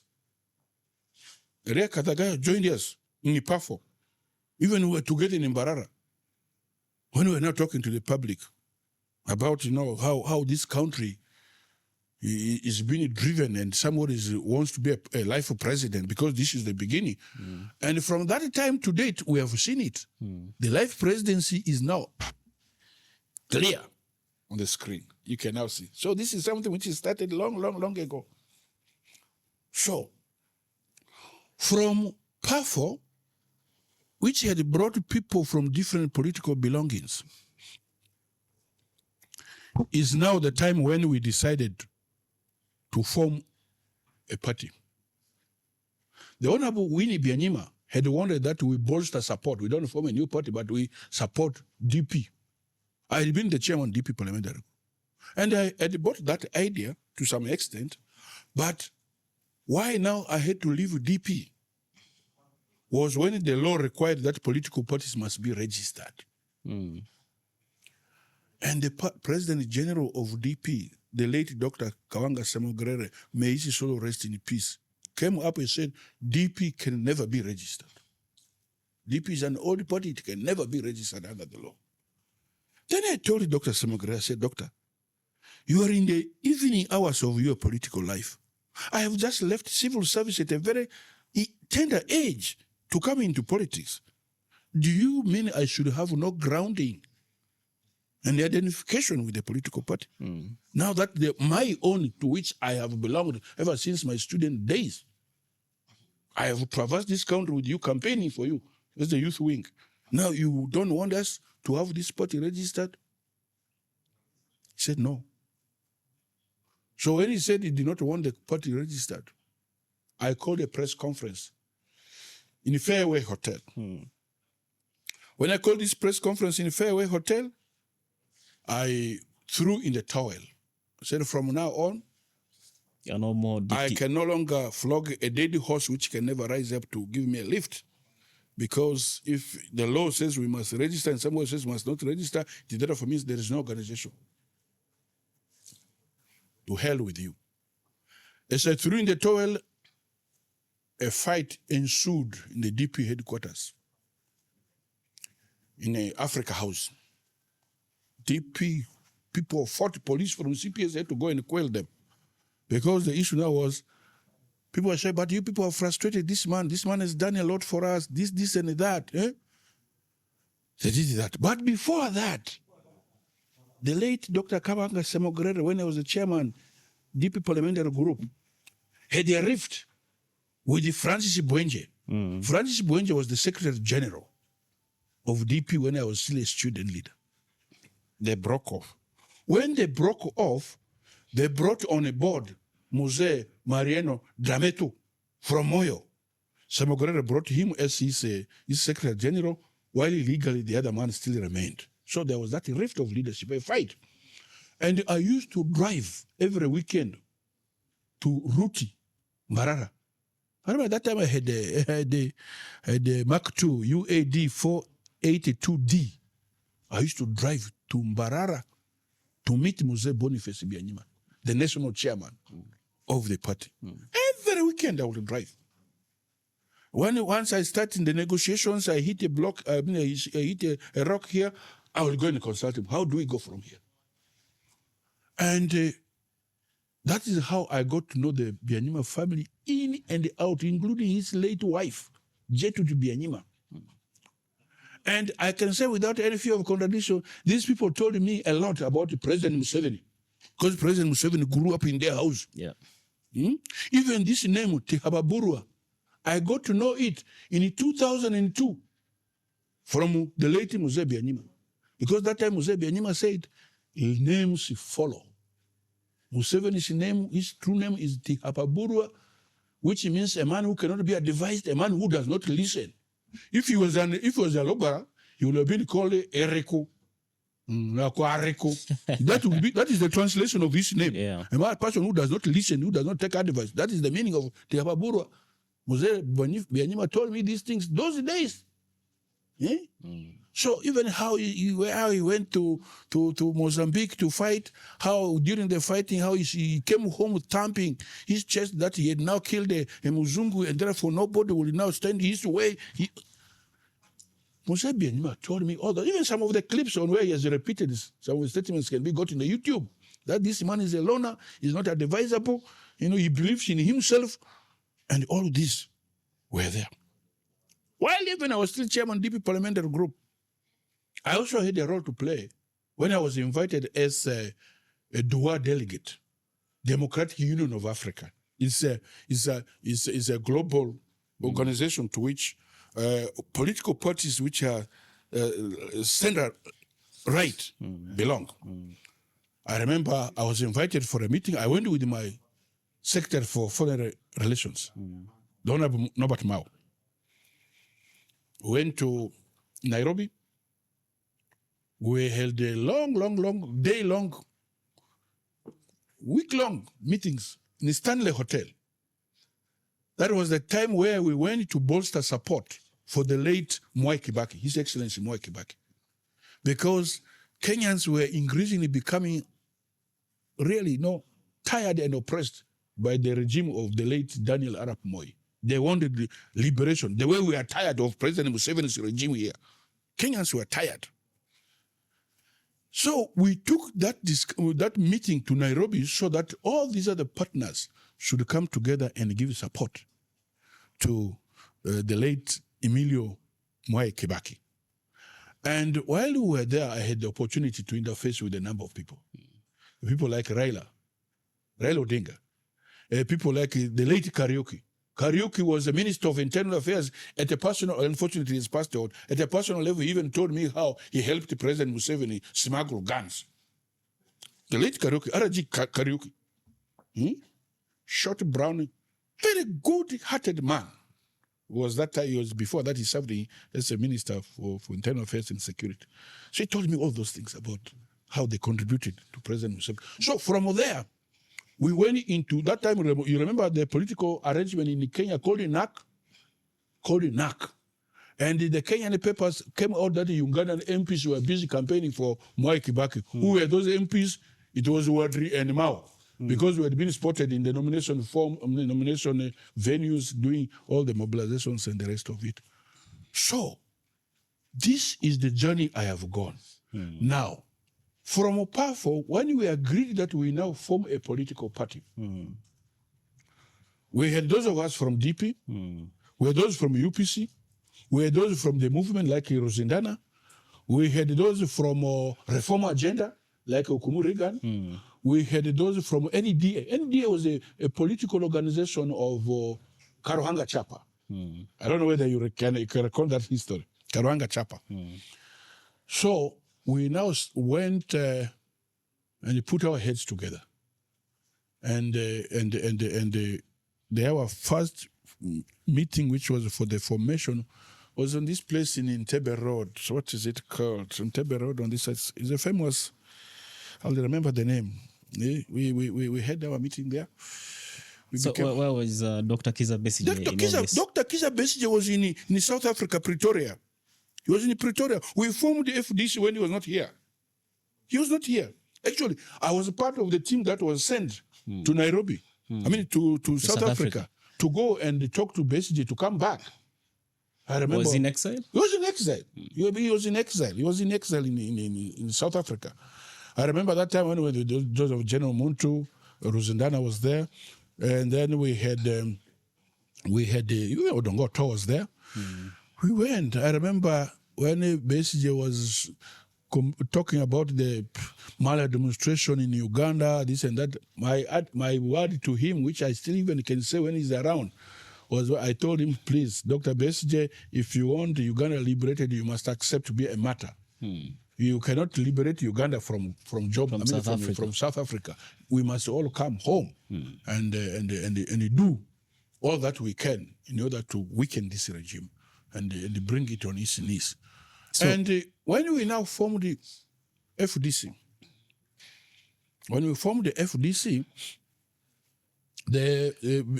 we as I said, we went to Nairobi. To Joburg. We brought Besigye. When we brought Besigye, even before that, we went into elections. When we went into elections, there were key positions. There was the issue of the chairman, national chairman, the issue of the party presidency, the issue of the secretary general. And my eye was on the secretary general. And even if you ask the people from Arua here, who went in that delegates conference, everybody knew I was the secretary general. Yes. Then a few friends came to me. I think Wafulo Gutu was one of them with the Honorable Rusindana. They said, Honorable Wadri, everywhere people are talking of you as being the Secretary General. But unfortunately, this leadership of this party is going to be chauvinistic, all occupied by men. I think you help us rescind your decision, get for us a woman, and we must balance, preferably from the East.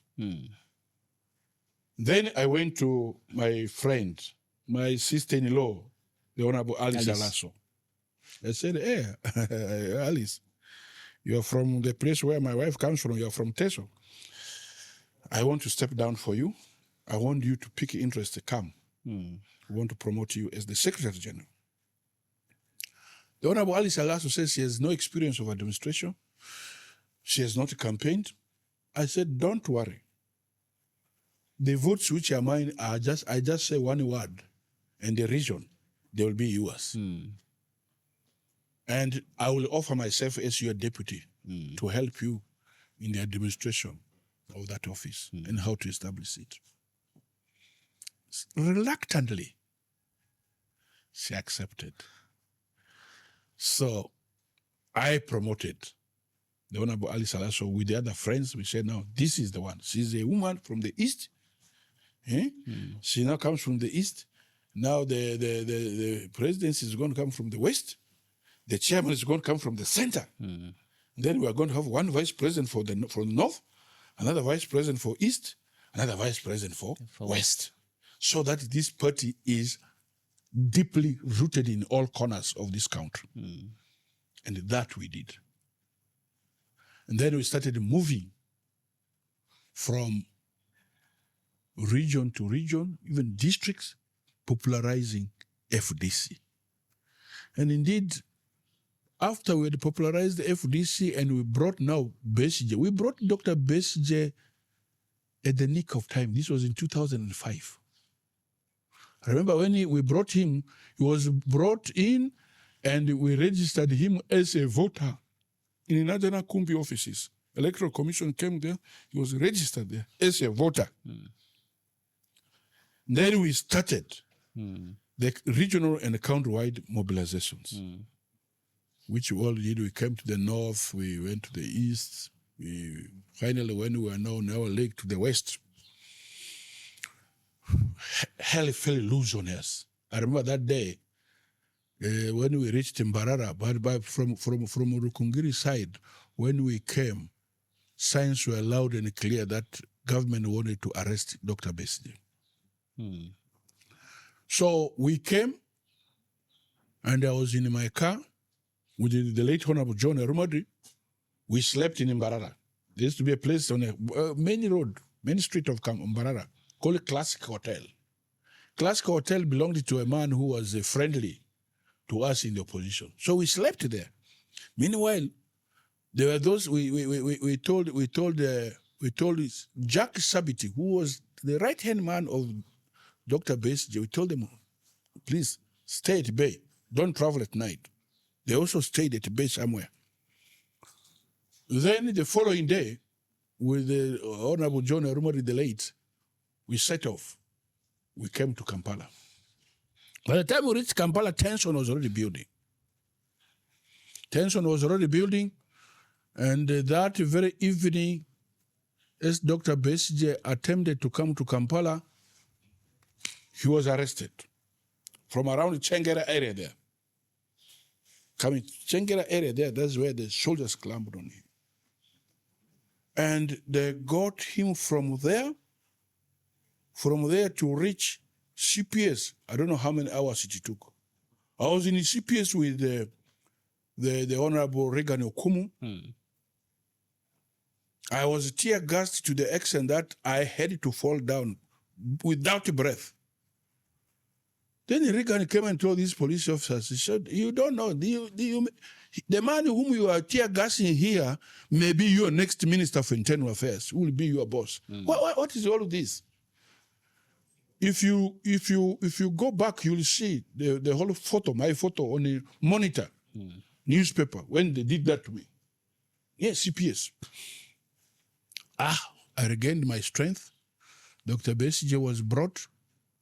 When Dr. Besigye was brought, he was detained.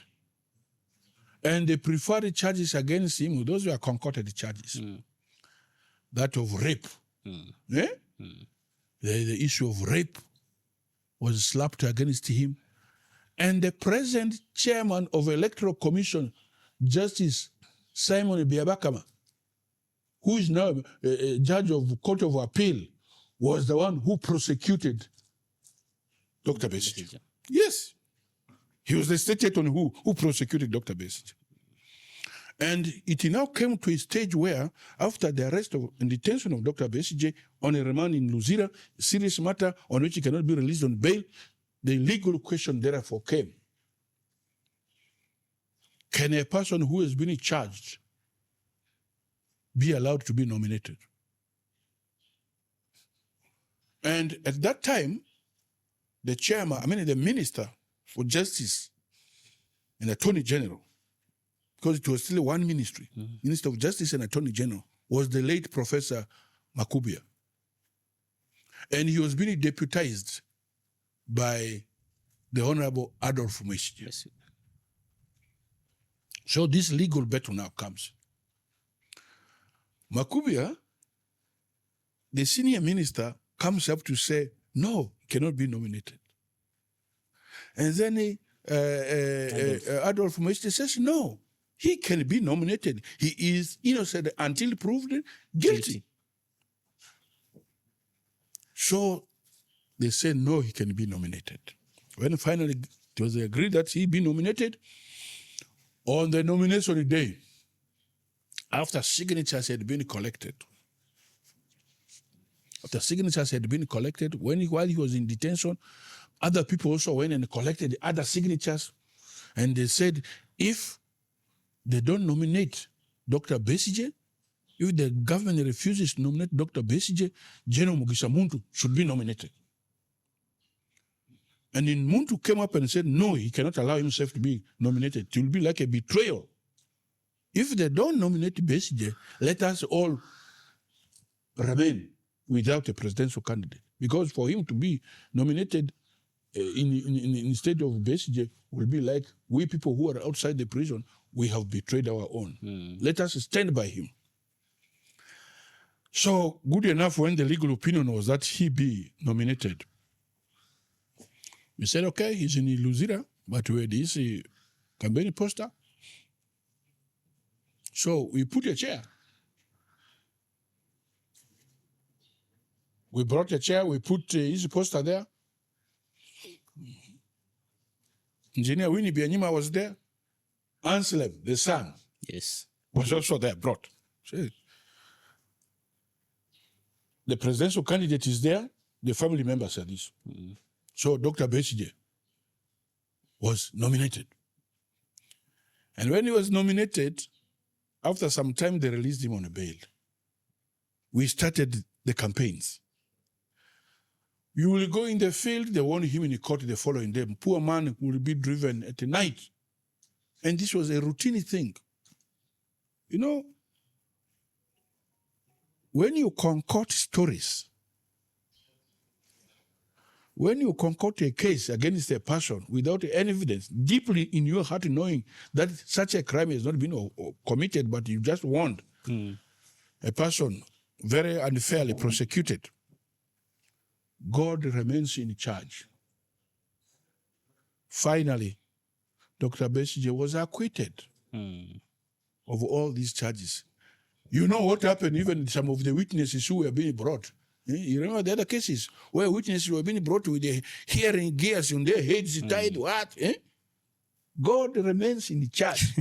So Dr. Besigye was acquitted and we went in the campaigns. The rest is history. Honorable. Unless now, if you want to tell me about life thereafter in Parliament, then I can tell you about my roles as opposition chief whip. Yes, Honorable, I understand you've given us, you've literally fixed your entire life into this story. So I just want you to briefly tell us what it was like, especially your time in Parliament, right from Terego to Arua Municipality. What was the experience like? Just in a few words. No, it can't be in a few words because I have to talk and it will be on a record. One thing which I want to tell you is that the time when I joined Parliament and served Terego for 15 years as a member of Parliament, that time people were voting ideas and personality, not money. Today, elections have been heavily commercialized right from the top. I say right from the top because it is President Museveni who has brought this culture of commercialization of elections. Many people now believe that you should only win elections when you are rich, when you have money. Many people will want to compare candidates with President Museveni. President Museveni does not use his own personal money. He has never sold his cows from Kisozi Range or from Nabishoji to come and get money for paying all these people that he pays during his political journeys. As a president, there is money voted to him for his movements. Even donations are voted. Even there's a lot of money is being hidden under what they call classified expenditure. Those brave envelopes are not from his salary, because he has many times he has said his salary is 3.6 million. That's what he keeps saying. But it is now you to judge whether the lavish life he lives is really out of the 3.6 million. So politics is now heavily commercialized, unlike during our days. In Parliament, people were objective. People looked to Uganda as their motherland. But today, everybody now, like the Baganda will say, Mfunirawa, where do I benefit from? Where do I get from? People have now lost the sense of nationalism. They are now all out to make money. Today, when I hear people, MPs, getting involved in corrupt tendencies, including budgets of ministries, this is something which was unthinkable, unimaginable during the days when I just joined Parliament, even up to my last day service as a member of Parliament for Arua Municipality. These were things which I unheard of. But today, because the time when I went to Parliament, you have got a smartphone, you can even Google it. Parliament was not looked at as an institution for money making. The salary of a member of Parliament was 750,000 shillings. The time I joined Parliament, you can access this from the website of Parliament. 750,000 shillings. They used to pay you in a check. You will go to Bank of Uganda, line up there to cash it. And yet, as a commissioner, my salary was more than that. I left it because I wanted my freedom to talk to the people. And today, people look at the MPs as being rich. These MPs are not rich. Because the salary of a member of Parliament right now, you can Google it. At first, it used to be 6.29 million. As I talk now, it is 5 million and something. That is the salary of a member of Parliament. The sitting allowance of a member of Parliament consolidated right now is 4.5 million shillings. Those are the monies which really go to the MP. People get, they got the feeling that MPs are earning a lot of money out of money given for fuel.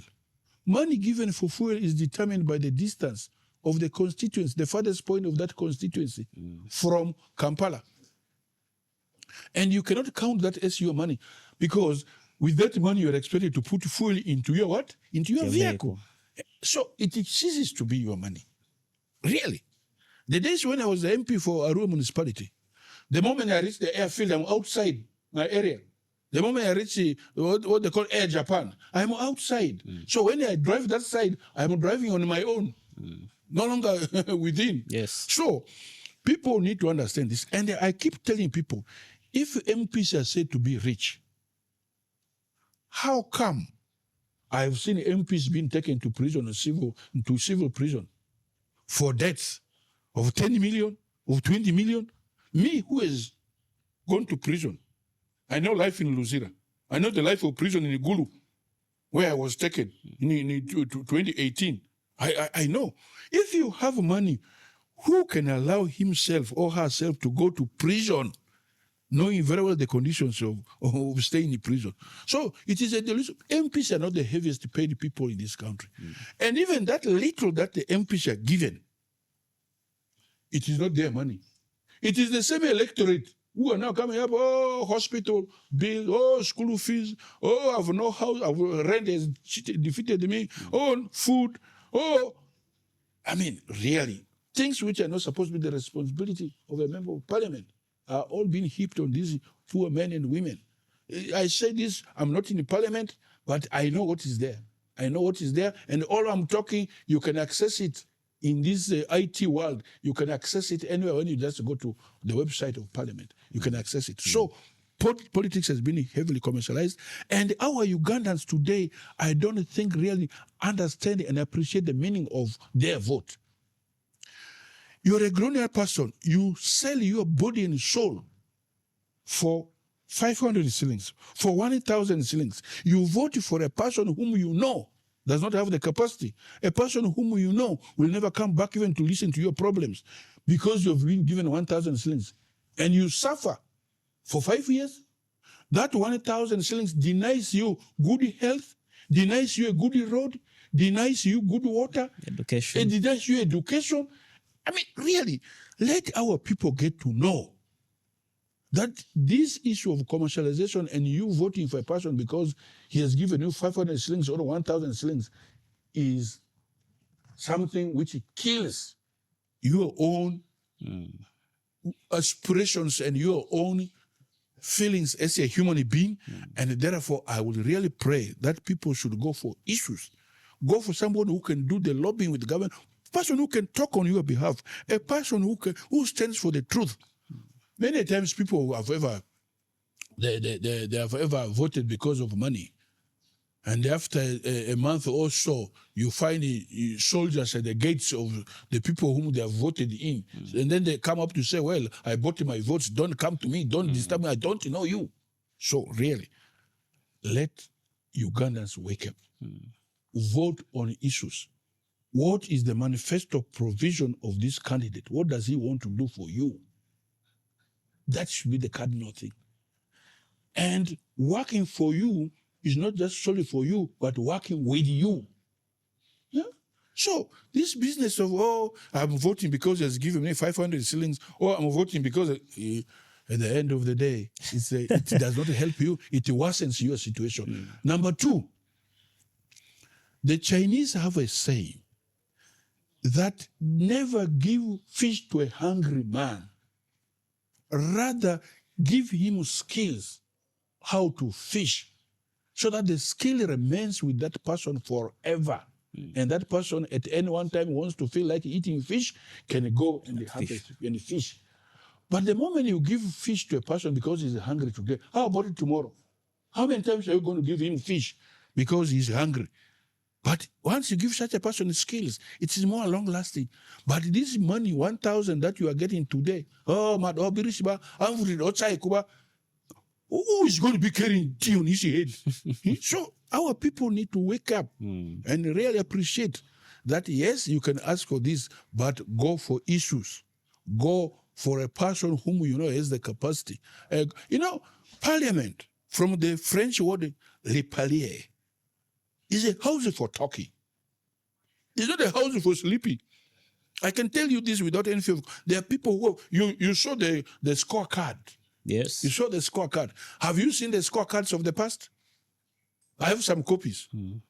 The person talked to you now, when he was opposition chief, he scored 98%, was number one. I say this because these copies of the books are in the libraries. Makera Library, you can find it in Parliamentary Library. All the MPs have it. They even go further to say your participation, you are influencing that parliament. When you stand up to talk, do people listen to you? Do they believe in what you are saying?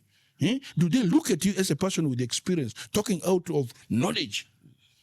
That makes the difference. Okay. 98% by this man talking to you now. It is there. All right, Honorable. I want to bring your attention. I know you've explained this to some people, but there are people who are watching us and may not be aware. In 2018, you were with Honorable Chagulanyi and the colleagues under the People Power movement. And you won the elections, you were all arrested together. So the question that people were asking is, after all this happened, you went on to join a different party rather than NUP, which Honorable Chagulanyi is the president and others within the party. So the question then is, why didn't you remain with the people that supported you in 2018, rather went on to the people now you are working with? No. I think this is a real misgiving. The people of Arua will believe me that in 2017, we traversed the whole country. And when we came to Arua, we addressed the people in cafeteria. In Yumbe, we were in that multipurpose. Is this called what? Where people usually do to the one which belongs to this other lady. I don't know. Which one? There's the first facility where trainings and a hall of this nature. Rippons? It is on the way to Moyo, on this side. We addressed the people of Yumbe, sought the opinion there. We're in a multipurpose in Ajumani, multipurpose in Moyo, we're in Gulu. We traversed the whole country asking opinion of the people with what we had seen happening in the sister party that we founded, FDC, that there was a likelihood for us to form a party. You were moving with those of Honorable Chagulanyi? No, Chagulanyi was Mugisha Muntu? We joined Mugisha Muntu. That time Chagulanyi, by the way, was not even in parliament yet, because he came in parliament in by-election. So we moved the whole country. And the country gave us the green light of forming Alliance for National Transformation. I did not join Alliance for National Transformation. I'm a founder of Alliance for National Transformation. Okay. That's point number one. Point number two, when President Museveni brought the idea of amending the constitution to give him life presidency, removing the age limit, that time, many members of parliament, both in the opposition and the NRM, who did not want that amendment, formed a pressure group called People Power.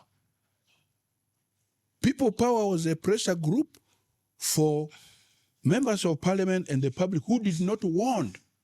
Didn't the People Power came out of OTT tax? No. It was not. OTT came later on, much later on. It came out of the amendment of life presidency age limit. And that time their symbol was a red ribbon. The beret. The ribbon. No, there was no beret. Yet. It was a red ribbon, which they will tie on their foreheads, on their arms. And in a position, you can, people like Tingasibere. Barnabas. Yes, the owner of Access Radio. Yes. People like Isechi Kubo. These are people of NRM, but they were all in what? People Power movement. You get me? People from DP, people from FDC, people from UPC, people from JEMA, people from Conservative Party then. They all joined this pressure group called People Power. You get me? So, 2018, when our late brother, the Honorable Ibrahim Abiriga, died under mysterious circumstances, because up to now we have not got any report of his death. When it occurred, as per law, Arua Municipality was to have a by-election. I offered myself in that by-election. And in that by-election, I ran as an independent candidate. After my former party refused us to go for primary elections, that they wanted to show. So I said, okay, if for all those MPs of the opposition in Arua Municipality, that it was me who campaigned for, I campaigned for the Honorable Godi, I campaigned for Animu, Atako, I campaigned even for, what was this, the Mosema. It was me who campaigned for them. I said, okay, we shall see who is who. I will go as an independent. When I went into this race as an independent, I received support from many people. The FDCs who believed in me came and supported me in the campaign. People like General Mugisha Muntu, with whom we had traversed the country to go in for the formation of ANT, came here. They supported me in the campaigns. People from movement said it is not about political parties, it's about capability. They supported me, including the late Kassiano Ezati, who survived death by a bullet through the whisk of a pushcart. You know all those? So, at the end of the day, even my DP friends were here. UPC friends came. They all joined me. Now, at the end of the day, the Honorable Chagulani joined me on a Sunday evening in a rally in Invaradri. But I want to tell this without any fear of contradiction. The Honorable Chagulani did not come to Arua originally to support me. The Honorable Chagulani had come to support Robert Ejiku. I am saying this. I'm saying this on international media. He was even facilitated to come through money which was given through Kalebalaka. 6 million for his fuel. But because some of his members had come here ahead and they had seen the ground, they had seen who was popular and for whom people wanted their vote to go to, he quickly came and he changed his mind. He joined me and I welcomed him into my camp. So, for people to say that he came, I abandoned him, how many people came for me? If I was to divide myself into how many parties would I have divided myself? More importantly, if a friend comes to help you, say in the Lubara culture, when you have got this the traditional mournings of relatives who have died, a friend from the neighboring clan comes and he joins you. Because he has joined you and he has done a good job for you, do you abandon your clan and you go to join his clan? You don't. You remain in your clan. So I remained in my own home because I would have been considered a political prostitute. Let me tell you, I'm a mature person. I would have been seen as a political prostitute if I abandoned my own organization and went. And joined NUP. First of all, NUP, you remember, NUP was just, NUP became a party less than a week to close of nominations. You know that. You know that when my friend, those of Chagulani, bought this party from themselves, from Mr. Kibalama, there were a lot of contestations in the courts of law. Justice Sekana was the one who gave no verdict. Yeah. That's less than a week to close what? I mean, less than a week to nomination. You expected me to abandon my own home because of a child who has not been born? No. That, because which part of my body would have gone to NRM? Because some NRM friends came. Which part of mine would have gone to DP? Which part of mine would have remained in NT? So really, logically, I had to be a mature politician, principled. And that does not mean that we do not work as political parties in opposition, that we do not work in cooperation. We cooperate amongst ourselves. I think that is clear. Yeah. Maybe lastly from me would be about the future now. You've been in Parliament for some good years. Someone would think it's high time you retired and mentored the young people to take over. So I just want to understand from you, what does the future hold for you as Honorable Wadri Kassiano? You see, when you look at developed countries like Australia, For you to be a member of parliament, you must be a mature person who is retired from civil service, who is retired from employment of some business. It's not a matter of saying S6 or equivalent and a young person. I think I've groomed the people. The chairman LC3, the chairman LC5 Terego is one of my products. And I'm grooming a person like Andwa. And all these politicians here, including Honorable Godi, the Honorable Christian Abia, the Honorable Fungaro, those are people whom I groomed, I supported during their campaigns, in all aspects, even in parliament. So I want to tell you, like in Tanzania, it's like the wine. The older the wine, the better grade it is. Okay. And when somebody tells me that, Wadri, now you retire, how about Museveni? Has Museveni retired? How old is Museveni? Has General Moses Ali retired? Has Otafire retired? But you've been pushing for them to retire. No. Listen. I have pushed for Museveni to retire because his retirement was constitutional. It was a constitution which he removed. You get what I mean? I've never questioned about General Moses Ali because as a member of parliament, there is no age limit.